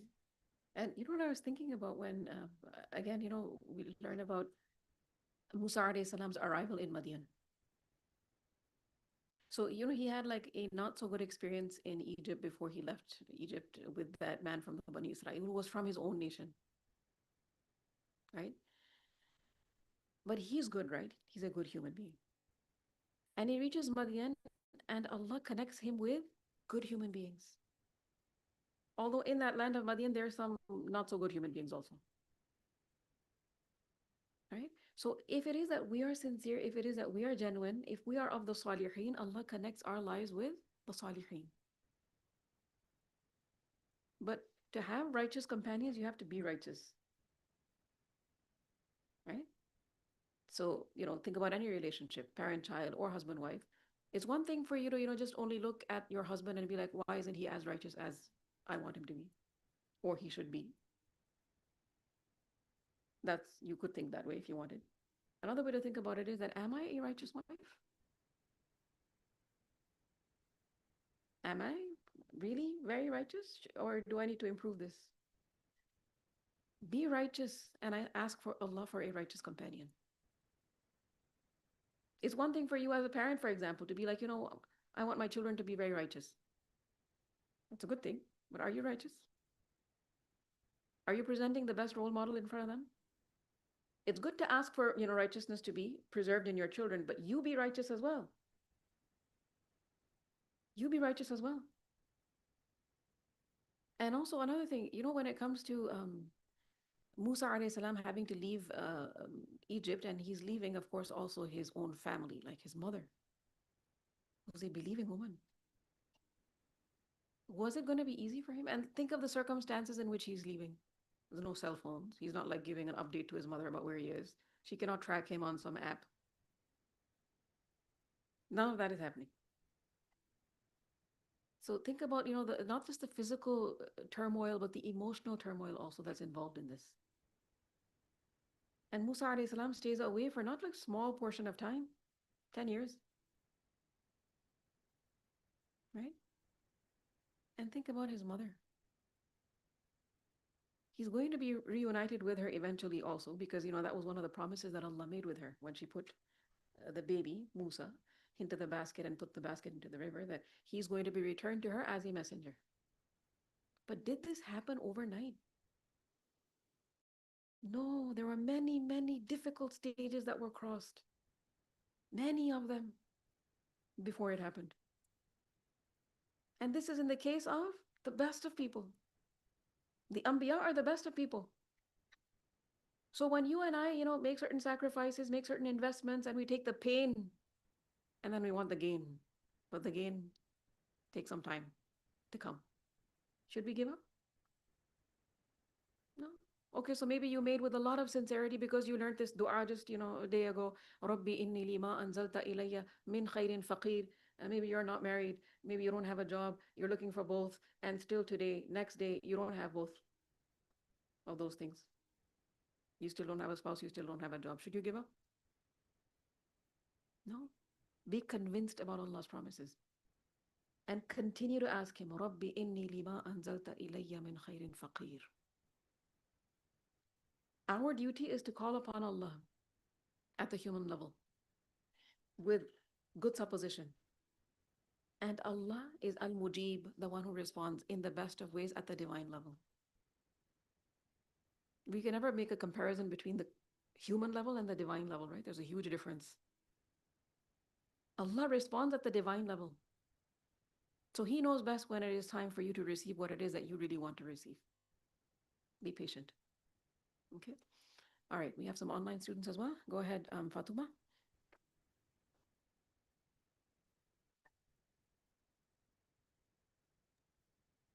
Assalamu alaikum warahmatullahi wabarakatuh. Alaikum assalam wa rahmatullahi wa barakatuhu. I was just thinking of our standards. A few times you mentioned when speaking to the lessons of the ayah we were just studying, that in our culture we'll do things one way, but in Islam this is actually like completely fine and it's a good thing. And so that our standard should be the deen and we should treat it as such, regardless of what we're used to in our own cultures or whatever cultural preferences we have, which are fine as long as they're in line with the deen. But it shouldn't be that if something the deen is teaching is different from what we are accustomed to, we now look down on it and shame it and belittle it. And this goes as far as to like even think minor, not minor, but like smaller sunnahs, where we just look down on them as like, oh, that's just a sunnah, or like that's weird, I'm not doing that.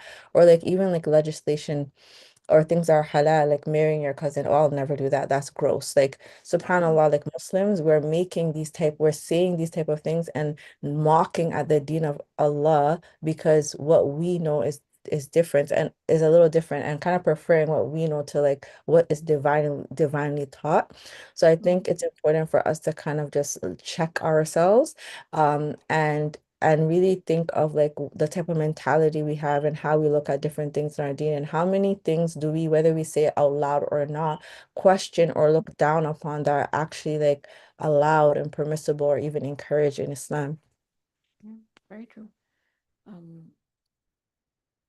You see, many times when it is that we, like, for example, when we do something good, we perform a righteous deed. And, of course, we're looking for the highest acceptance, from Allah. We're also looking for reward from Him. And, we want, of course, the reward in terms of the hereafter, but we also want some reward here in this dunya at a partial level. But it comes in a format that Allah determines, not exactly the format we're looking for. We need to ask ourselves, do we still remain loyal to Allah? Do we still maintain a good supposition of Him? Do we trust Him? Again, think about the example of Musa. Think about her example. There is so much to learn from her. You see, when it is that she put her baby into that basket and put the basket into the river, it was not at all easy. But that act itself, even though the results, were not really immediately seen, that act of hers was an act of worship because she's trusting Allah. Ultimately, first and foremost, she's trusting Him. And Allah mentions that He gave her firmness in terms of her faith. Because you see, this is specified in the Qur'an, it is mentioned. Right? Why do you think it is mentioned? Because that could have been actually left out.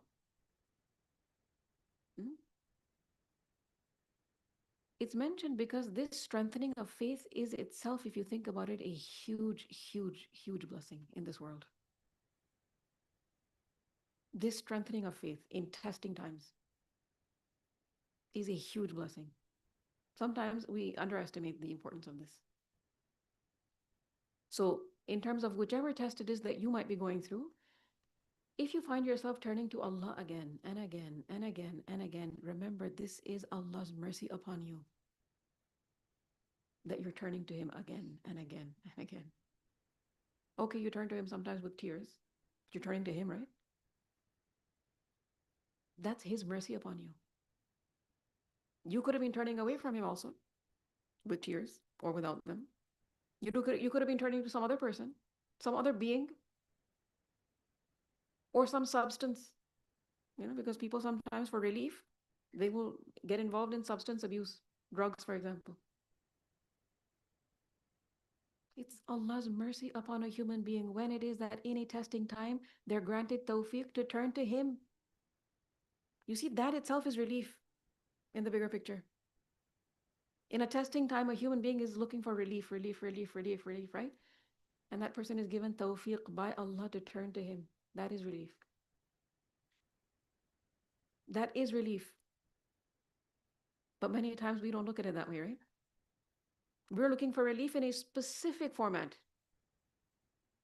And it's okay to look for that, that specific type of relief, the removal of the pain.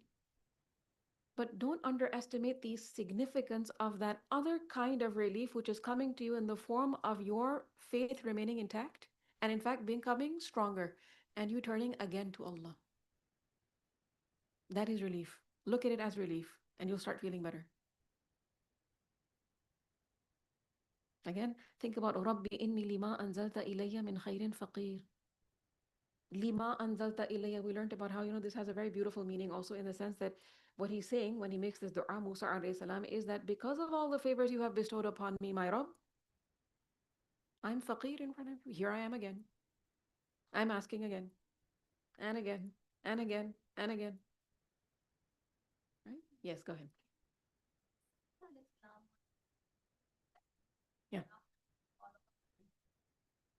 Mm-hmm. Hmm. Yeah. Yes, the thing. Mm-hmm. Sometimes we see the people they come down their downfall in their downfall. Mm-hmm. They expect I'm living in a palace. Yeah. Now, how can I accept a little bit of? Yeah. People become arrogant. They become. They don't value the little goodness or little favor which Allah has bestowed on it. They don't give it value. Yeah, This is also a very strange thing. Mm-hmm. That whatsoever we get at the calamity at the time, we should give it value and use it in the best way. Because we start feeling entitled. Yeah, we feel entitled. We feel we deserve something better. In the marriage context, think about this. This happens a lot. That, a woman, for example, she's raised in her parents' home with a lot of, love and a lot of care, and she can buy whatever she wants, and, she's treated like a princess. Some people, call their daughters princesses. Okay? And might be good, might not be so good. Wallahu a'lam. But then, that same girl, the daughter grows up, she gets married. Now she, gets married to a righteous human being. And, deen is what one should focus on. Iman is what one should focus on. And disposition also, character. But, his living standards are slightly different. He's upon the deen, but, he's not like dishing out money all the time and giving her money to like buy clothes and, wear makeup and buy jewelry. So now does she have to go into like self-pity mode? Poor me. I used to live the life of a princess and what happened? Here I am. Look at the clothes I'm wearing. And the clothes I used to wear. And not only is she thinking this way, she's vocalizing this now, maybe. Maybe to her parents, big mistake. Big mistake. This should not be done. And then maybe she has children and then she's occupied with the, upkeep of the children and then she starts looking very negatively at her own, at her situation. Because she feels again what? She's entitled. She should always be treated like a princess. Rather, what should she do? She shouldn't, fall into this trap of shaitan. She should think of this positively. There is something to learn from this. One thing that can be learned straight off is that one should be grateful for blessings that one has received in the past. Maybe at this stage, in life, this female is now much more grateful towards her parents. And maybe at that time when, she was not married, she wasn't as grateful. But now she's much more appreciative. Now she thanks them in every conversation. And now she's much more humble in her approach towards them. Right? And then she also learns to, develop some more appreciation for what it is that she does have. Because now she also maybe starts looking at her own mother maybe or other female relatives, and she realizes, oh, they must have been going through all of this when they were taking care of me and treating me like a princess. Now I get it. Now I know how it feels. So there is some khair. There is something to learn. Be patient. Be grateful. And remember, the one who lowers himself or herself for the sake of Allah, Allah elevates that person. So if it is that you're in a sort of like, a humble situation, like you could even say compromise kind of situation, be grateful to Allah. Lower yourself before Him. He will elevate you. Gratitude is a preserver of blessings, an enhancer of blessings. And ingratitude is the exact opposite. Yes, go ahead, Sister Basira. Could be, wallahu a'lam. But, because that's also often a question, right? The difficulty I'm going through, is it like a sign of punishment from Allah, or what is it? Is it a test? Is it drawing you closer to Him? Is it drawing you closer to Allah? If it is, it's actually good. If it's making you more humble and appreciative towards other people and not arrogant and not entitled anymore, right? If you think about it, that's good. It's actually, yes, kind of putting you back into place. You don't have to look at it negatively like it's a punishment necessarily. It's a correction. We all need corrections. And Allah brings these corrections into our lives because, as we learned yesterday, one of His names is Al-Jabbar, the repairer. The one who repairs through what? Sometimes breaking a person's heart, maybe, in a certain way, through a certain relationship. Because only when that heart is broken that way, through that relationship, another relationship is fixed, which needed to be fixed. You might have experienced that yourself. You might have seen other people experience that. Like, for example, parents, when they're heartbroken because of mistreatment through their children. It's heartbreak, isn't it? It's very painful. When your children don't respect you the way that you want to be respected, and then you're crying and you feel the pain. Now there is a correction happening. You now appreciate your own parents, right? Now you realize, oh, I used to speak to them this way. Now I know how it feels. And so you're able to correct that. Al-Jabbar is giving you the capacity to do so. Alhamdulillah. Yes, go ahead.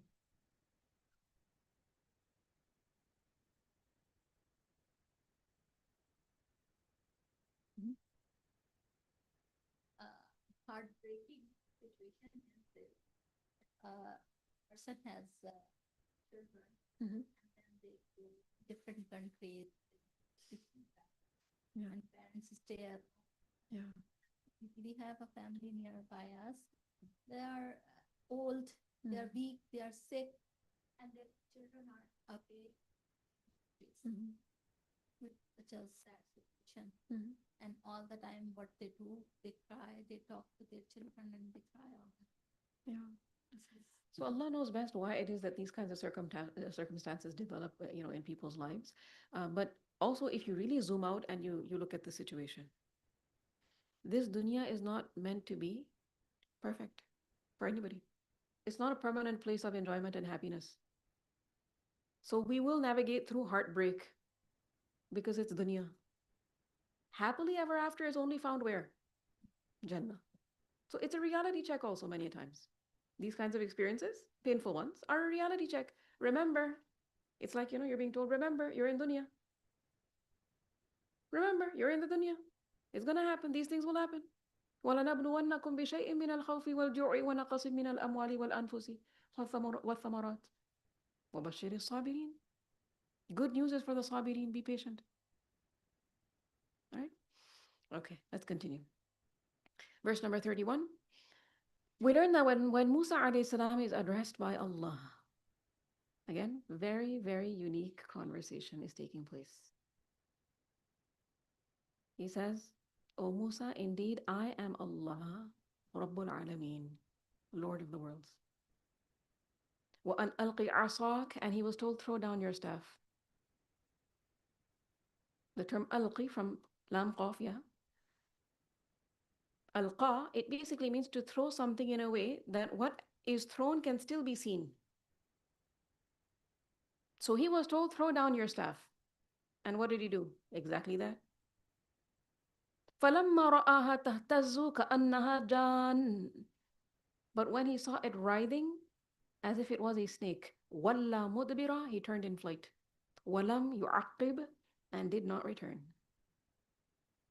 The term تَهْتَزُّ from ha zai zai. So when he did what he was told to do, which is to throw down his asa, he saw it quivering and moving as if it was a snake. The term jannun from jim nun nun. This term jan is used for a thin long snake which easily hides. So what was the reaction of Musa alayhi salam after he did what he was told to do, which is to throw down his asa? He sees it becoming into a snake. He turned in flight to flee from it. وَلَمْ يُعَقِّبْ, and didn't return. He didn't look back. Allah said to him, Ya Musa, O Musa, أقبل, approach, وَلَا تَخَفْ, and fear not. إِنَّكَ مِنَ الْآمِنِينَ, indeed you are of the secure. The term أقبل from qaf ba lam. Iqbal means to come forward while facing something, while paying attention to it. So he was told, don't run away, come forward, face it. Face what is making you fearful. وَلَا تَخَفْ, and fear not.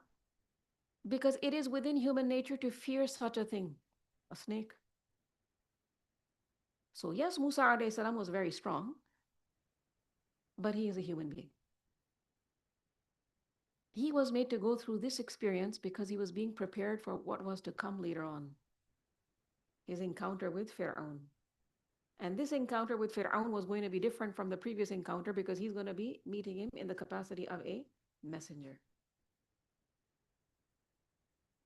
The term aminin, plural of amin.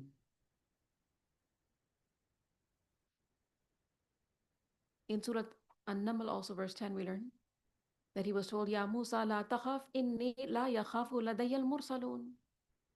O Musa, fear not, indeed in my presence the messengers do not fear. So he was in other words, he was told, you're quite safe, be confident. So again, notice here how Allah is giving him certainty and increasing his faith in a time of fear. And in the bigger picture, this is good. In the bigger picture, this is good. Just like in the case of his mother, Musa, when she was putting her baby into the basket and putting the basket in the river. This was a time of fear. But in that time of fear, what happened to her faith? It was enhanced further. In the bigger picture, that was good. Okay. And he was told, Usluk yadak, insert your hand, fi jaybik, into the opening of your garment. Usluk from sin lam kaf. Salaka, it can mean to enter. And also it can mean to make something else enter. So insert your hand, meaning the palm of your hand, into the opening of your garment. Fi jaybik. Jayb from jim ya ba is used for the neck area of a garment, a shirt. And it's also used for a pocket. So insert your hand in this area and then take it out. تخرج بيضاء. It will come out white, not in its usual skin color. It will come out white من غير سوء, without disease, without any blemish, without any touch of some skin disease like some leprosy. It will come out without any burning sensation. So it will be radiant, but it's not radiant because it's burning. Okay. So he inserted his hand the way he was told and took it out, and it was radiant. Radiant, glowing. Not just like white, radiant. وَاضْمُمْ إِلَيْكَ جَنَاحَكَ مِنَ الرَّهْبِ, and draw in your arm close to you as prevention from fear. The term وَاضْمُمْ from ضاد mean mim, ضم means to join or to combine. Okay? And the term janah is used several ways. The primary meaning of the term janah is wing, like the wing of a bird. And the wing of a bird is towards the side of its body, right? So janah can also mean side, it can mean arm also. And some say janah is used for the entire arm. And some say that janah is only used for the portion of the arm that is from the shoulder to the elbow. So what would this mean then? وَاضْمُمْ إِلَيْكَ جَنَاحَكَ مِنَ الرَّهْبِ. Draw in your arm close to you from fear, meaning join your arm to your chest. So he's being taught a skill to repel fear. Okay, so now keep in mind, the radiant glowing hand is a different matter. That's a miracle. This is a skill. Okay, draw in your arm close to you from fear. This is not the radiant hand miracle. This is a skill he's being taught to avert fear. Imam Qurtubi, he said that this means join your hand to your heart. Ila sadrik. So this is a skill which will repel fear. And this is why, sometimes you'll find people who, are shocked about something. Immediately, what will they do? Put their hands to their chest. Because there is some amount of comfort that comes through this. Okay? Then also this could imply something else. It could imply join your entire arm to your body. Okay, so not just that portion from the elbow to the shoulder, but your entire arm. All of it. Okay, to your body. Meaning hold yourself together. Hold yourself together. Don't panic. And this is another, type of body language you might have observed. When somebody is shocked about something, they, kind of hold themselves together. They scrunch up their body. Right? And then thirdly, this can also be understood as being figurative. Okay? That draw in your arm close to you from fear. What this means is be steadfast. It's figurative. Okay? Now, some scholars actually, they even recommend that if a person does this, meaning, holds the hands or the arms close to the body at a time of a lot of stress or fear, the fear will depart. It'll be lessened, if Allah wills. Okay? So this technique is being taught to Musa alayhi salam, because again, he is being prepared for what? A very significant meeting with a man who thinks he's God. That wasn't going to be easy. And then he's told, فَذَانِكَ بُرْهَانَانِ مِنْ رَبِّكَ. So these two are two proofs from your Lord. إِلَى فِرْعَوْنَ, to Fir'aun, وَمَلَئِهِ, and his establishment. So these two, meaning the asa, which turned into a snake, and the radiant hand, are two proofs. Burhanan, from Ba-Ra-Ha. Burhan is a clear evidence. And Burhanan, two evidences that are clear, that clarify the matter. So these two are two proofs from your Rabb, ila Fir'aun wa mala'ih. Innahum kanu qawman fasiqeen. Indeed, they have been a people defiantly disobedient. Meaning they don't stop at any limit. They disobey Allah in every way. And this teaches us that people who are not upon the right path, they have to be addressed and they have to be dealt with. And also this teaches us Allah arranges guidance for all. Some receive access to Hidayah Irshad, knowledge, and some receive Hidayah Tawfiq. They internalize the knowledge and they implement it. But Allah arranges Hidayah, He arranges guidance for all. Even Fir'aun. I mean, think about it. He arranged guidance for Fir'aun. So should we easily give up on people around us who are alive, who are involved in many wrong practices? We cannot give up because Allah can and does arrange guidance in the most amazing ways because He is Ar-Rahman, the most merciful. But yes, again, some people receive Hidayah Irshad only, and some receive Hidayah Irshad and Tawfiq. قال رب إني قتلت منهم نفسا. He said, my Lord, indeed I killed from among them someone, meaning the Coptic man. فأخاف أن يقتلون, and I fear they will kill me because of that. Notice again, Musa alayhi salam is making mention of his fear to whom? Allah. And in the bigger picture, this is good for a human being, any human being, including messengers. So if you have any kind of fear in your heart at the moment, place it before Allah. Make mention of it to Allah. The best part about this is that He knows what you're scared about, but every time you talk to Him about what you're scared about, He listens in the best of ways. And your relationship with Him becomes fortified, and that's good for you.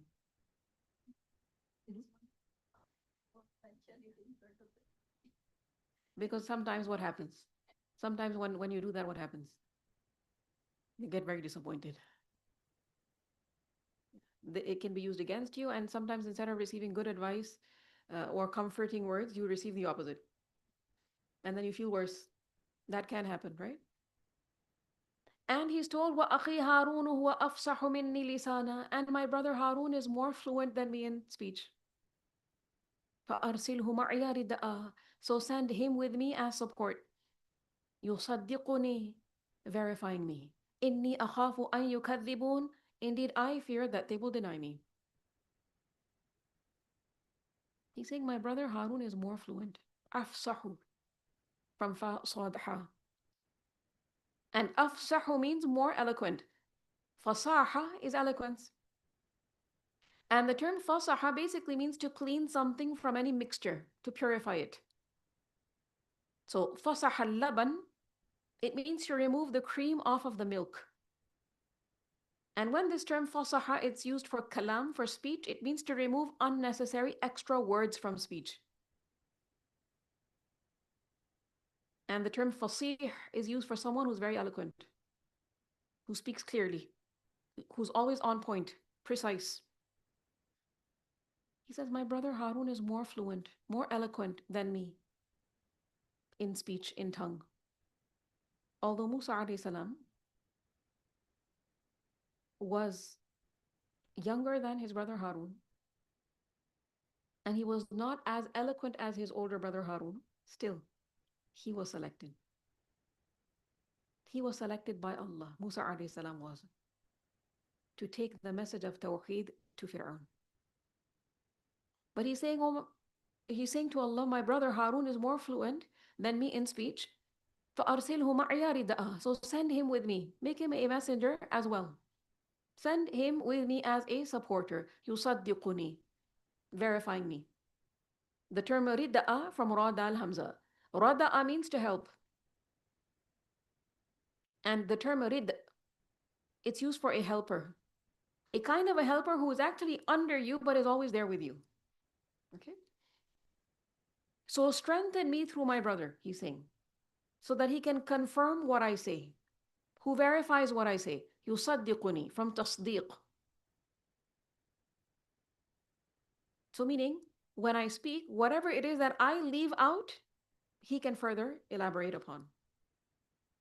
Or he will agree with me in what it is that I'm saying. He will add to my level of confidence. إِنِّي أَخَافُ أَن يُكَذِّبُونَ, indeed I fear that they will deny me. On one occasion, there were some people discussing amongst one another, who has done his brother the greatest favor in the entire world? So Aisha radiallahu anha, she was listening, and she said, Musa, because he interceded for his brother, he recommended that his brother be selected for what? Nubuwah. And there's no greater favor than this. And again, this highlights the personality of Musa alayhi salam. Many times, siblings become rivals to each other. If one sibling has, some position of nobility, he doesn't want to share it with the other sibling. But here in the case of Musa alayhi salam, he wants his own brother to share in nobility. He wants him to be selected for messengership. Qala, he said, meaning Allah said, سَنَشُدُّ عَضُدَكَ بِأَخِيكَ. We will strengthen your arm through your brother. وَنَجْعَلُ لَكُمَا سُلْطَانًا, and grant you both supremacy. فَلَا يَصِلُونَ إِلَيْكُمَا, so they will not reach you. بِآيَاتِنَا, it will be through our signs. أَنْتُمَا وَمَنِ اتَّبَعَكُمَا الْغَالِبُونَ, you and those who follow you will be the predominant over them. The term sanashuddu from sheen dal dal, shadid is that which is hard or strong. And the term albudak from ain bod dal, albud is used for the upper arm. Again, between the elbow and the shoulder. And this is where the muscles are, the biceps. And when a person wants to display their power, they will flex those muscles to show how strong they are. So Allah says, we will strengthen your arm, your power, through your brother, and grant you both sultanan. Sultanan meaning authority, and also victory. فَلَا يَصِلُونَ إِلَيْكُمَا, so they will not reach you with evil. يَصِلُون from wasala, waw sadalam. Wasala means to join. So you will go there, you will speak to Fir'aun and his mala, and they will not have any way of harming you. And we see that Musa alayhi salam, and along with him Harun alayhi salam, went to the court of Fir'aun and spoke to Fir'aun. Fir'aun was extremely annoyed. And if he wanted with one gesture, what could he have told his soldiers to do? Kill them on the spot. But he didn't. He didn't. Because of this reason. Because Allah said, we will strengthen your arm through your brother and grant you both supremacy, so they will not reach you. Bi-ayatina, it will be through our signs. Now, this can be understood two ways. Bi-ayatina, meaning this is a new sentence. Go with our ayat, and you will be ghalibun. Or this is connected with sultan. So we will strengthen your arm through your brother and grant you both sultanan, so they will not reach you. So we will give you sultan, meaning authority and supremacy, through our ayat, meaning through miracles. And they will not be able to harm you. So through our signs, you and those who follow you will be the predominant. And keep in mind, manit taba'akuma, those who follow you, meaning the enslaved nation, even though they were enslaved. You and those who follow you will be predominant. And so Musa alayhi salam's supplication was accepted. In Surah Taha, we learn in verse number 36, قَالَ قَدْ أُوتِيتَ سُؤْلَكَ يَا Musa. Allah said, you have been granted your request, O Musa. And in Surah Maryam, verse 53, we learn, وَوَهَبْنَا لَهُ مِنْ رَحْمَتِنَا أَخَاهُ هَارُونَ نَبِيًّا. And we gave him out of our mercy his brother Harun as a prophet. And in Surah Al-Ahzab, verse 69, we learn about Musa alayhi salam, وَكَانَ عِنْدَ اللَّهِ وَجِيهًا. And he in the sight of Allah was distinguished. Wajih means one distinguished, and the one whose speech cannot just be overlooked. So whatever it is that Musa alayhi salam asked for, he was granted. فَلَمَّا جَاءَهُمْ مُوسَى بِآيَاتِنَا, but when Musa came to them with our signs, بَيِّنَاتٍ, as clear evidences, قَالُوا, they said, meaning Fir'aun and his mala, his chieftain, his people said, مَا هَذَا إِلَّا سِحْرٌ مُفْتَرَى. This is not except invented magic. Muftara from fa ra'ya. It's fabricated, it's concocted. It's not real. وَمَا سَمِعْنَا بِهَذَا فِي آبَائِنَا الْأَوَّلِينَ, and we have not heard of this religion among our forefathers. And هذا here referring to what? The concept of prophethood. Or the message of monotheism. And of course in this they were lying. Shaykh al-Sa'di, he mentions in his tafsir, they were lying when they said this because Yusuf alayhi salam was sent before Musa alayhi salam. And this is mentioned in Surah Ghafir verse 34. وَلَقَدْ جَاءَكُمْ يُوسُفُ مِنْ قَبْلِ بِالْبَيِّنَاتِ. Yusuf came to you before with clear signs, but you never ceased to doubt the message he brought you. Then when he died, you said Allah will never send another messenger after him. Thus Allah leaves to stray those who transgress and are given to much doubting. And the people of Makkah also said similar things, right? We learn in Surah Sad verse 5. They said about Rasulullah sallallahu alaihi wasallam doubting his message, that has he made the gods into ilahan wahida, one God? Inna hadha la shay'un ujab. Indeed, this is a curious thing. So in every era, the deen of Tawheed is considered strange. Even if today you try calling people towards worshipping only one God, they will say this is strange.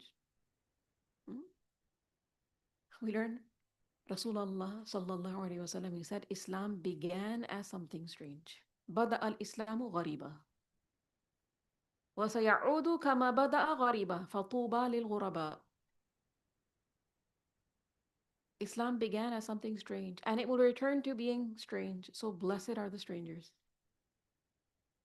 If in being a monotheist, in whichever land you're living in, you follow a specific dress code, and because of that, you stand out in a crowd of disbelieving people, and they look at you like a weirdo.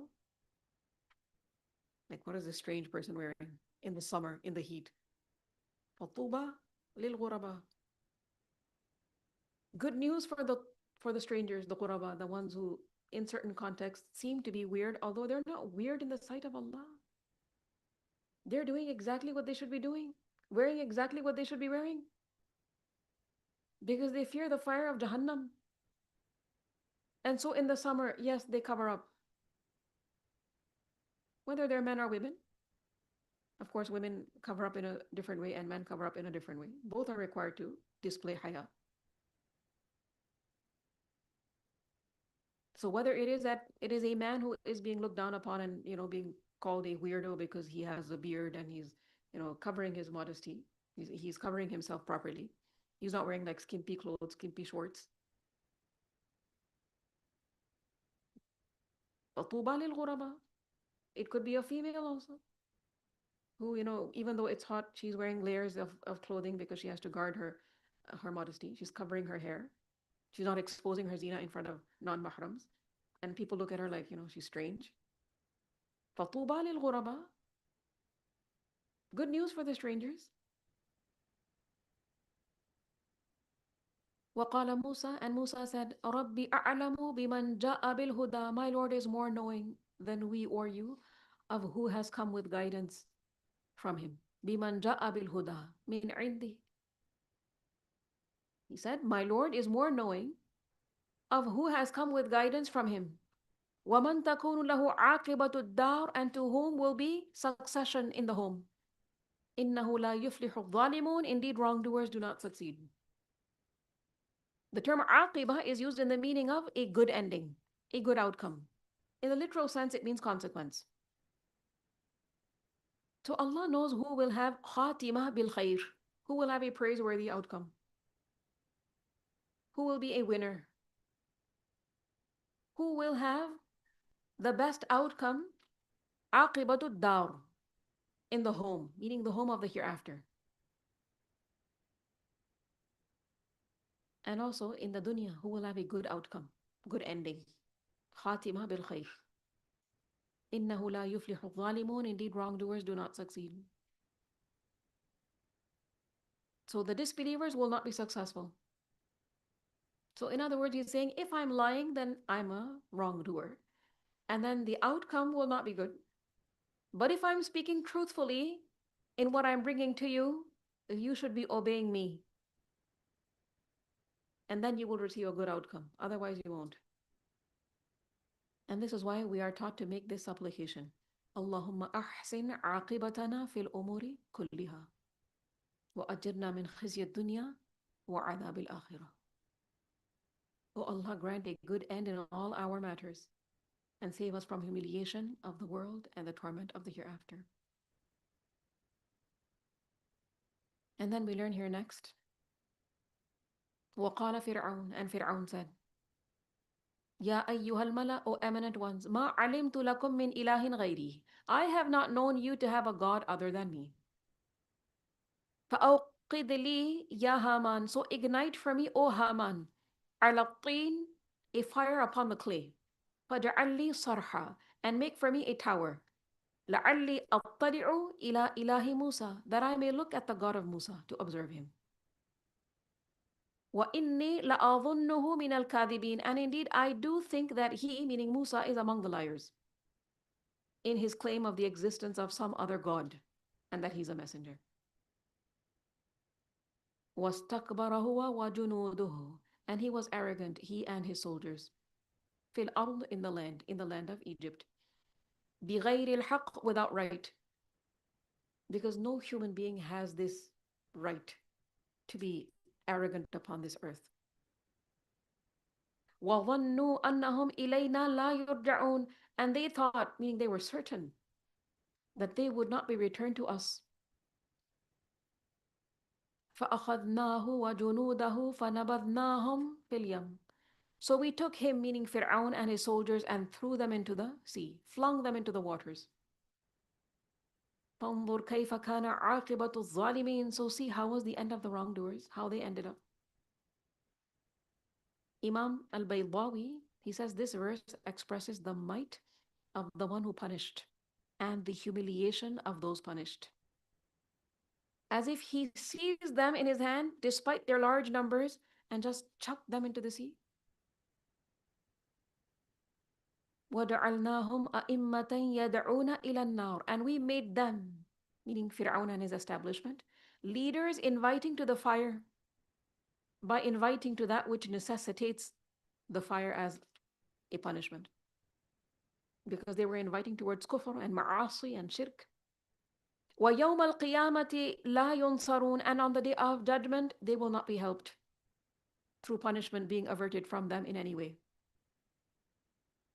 وَأَتْبَعْنَاهُمْ فِي هَذِهِ الدُّنْيَا لَعْنَةً, and we caused to overtake them in this world a curse. La'na is deprivation from Allah's mercy. وَيَوْمَ الْقِيَامَةِ هُمْ مِنَ الْمَقْبُوحِينَ, and on the day of judgment, they will be of the despised, banished, the ones shamed. Ibn Abbas, he says, here al-maqbuhin means those whose faces have been disfigured, blackened, blue-eyed, removed far from every khair, with hideous appearances. وَلَقَدْ آتَيْنَا مُوسَى الْكِتَابَ مِنْ بَعْدِ مَا أَهْلَكْنَا الْقُرُونَ الْأُولَى, and we gave Musa the scripture, meaning the Torah, after we had destroyed the former generations, meaning the people of Nuh alayhi salam, the people of Ad, Thamud, and others. And Shaykh As-Sa'di, he mentions the last of those nations who were destroyed, meaning collectively this way, were Fir'aun and his people. And this indicates that after the revelation of the Torah, this kind of destruction at a mass scale of a disbelieving nation stopped. And jihad against the disbelievers with the sword was prescribed. بَصَائِرَ لِلنَّاسِ, as enlightenment for the people, meaning for the Bani Israel, because the Torah was enlightenment for the Bani Israel. وَهُدًى وَرَحْمَةً, and guidance in the dunya and mercy in the hereafter. لَعَلَّهُمْ يَتَذَكَّرُونَ, that they might be reminded, that they might be admonished, that they might remember their blessings. So Allah granted them all kinds of proofs so that they might recognize the truth and they might accept the truth. And this is why we need to also make dua that Allah shows us the truth as the truth and grants us capacity to follow it. Allahumma arina al-haqqa haqqa warzuqna ittiba'a wa arina al-batila batila warzuqna ijtinaba.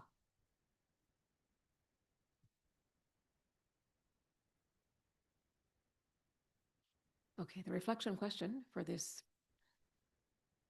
lesson is: reflect on the condition of a faqir, a needy person, and how he requests for help. And how often do we request Allah as a faqir, reminding ourselves that Allah is the one who is self-sufficient, meaning He's the one who has no needs. And we, all of us, in whichever capacity we might be functioning in, we all have multiple needs, multiple layers of needs. And so we should repeatedly turn towards Allah as fuqara. And again, your action point is to again maintain the story outline as we go through the story of Musa alayhi salam in the surah, and also highlight the supplications of Musa alayhi salam that we're reminded of in the surah. Okay, so inshallah we will end here for now. When we resume tomorrow, inshallah we will listen to the recitation of these verses, and we will also go back to some of these last few verses of today's lesson. Okay, so we will recap from verse number 36 onwards. All right, inshallah, before we continue with the next lesson. Inshallah. Okay, subhanakallahumma wa bihamdika ashhadu an la ilaha illa anta astaghfiruka wa atubu ilayk. Assalamu alaikum wa rahmatullahi wa barakatuh.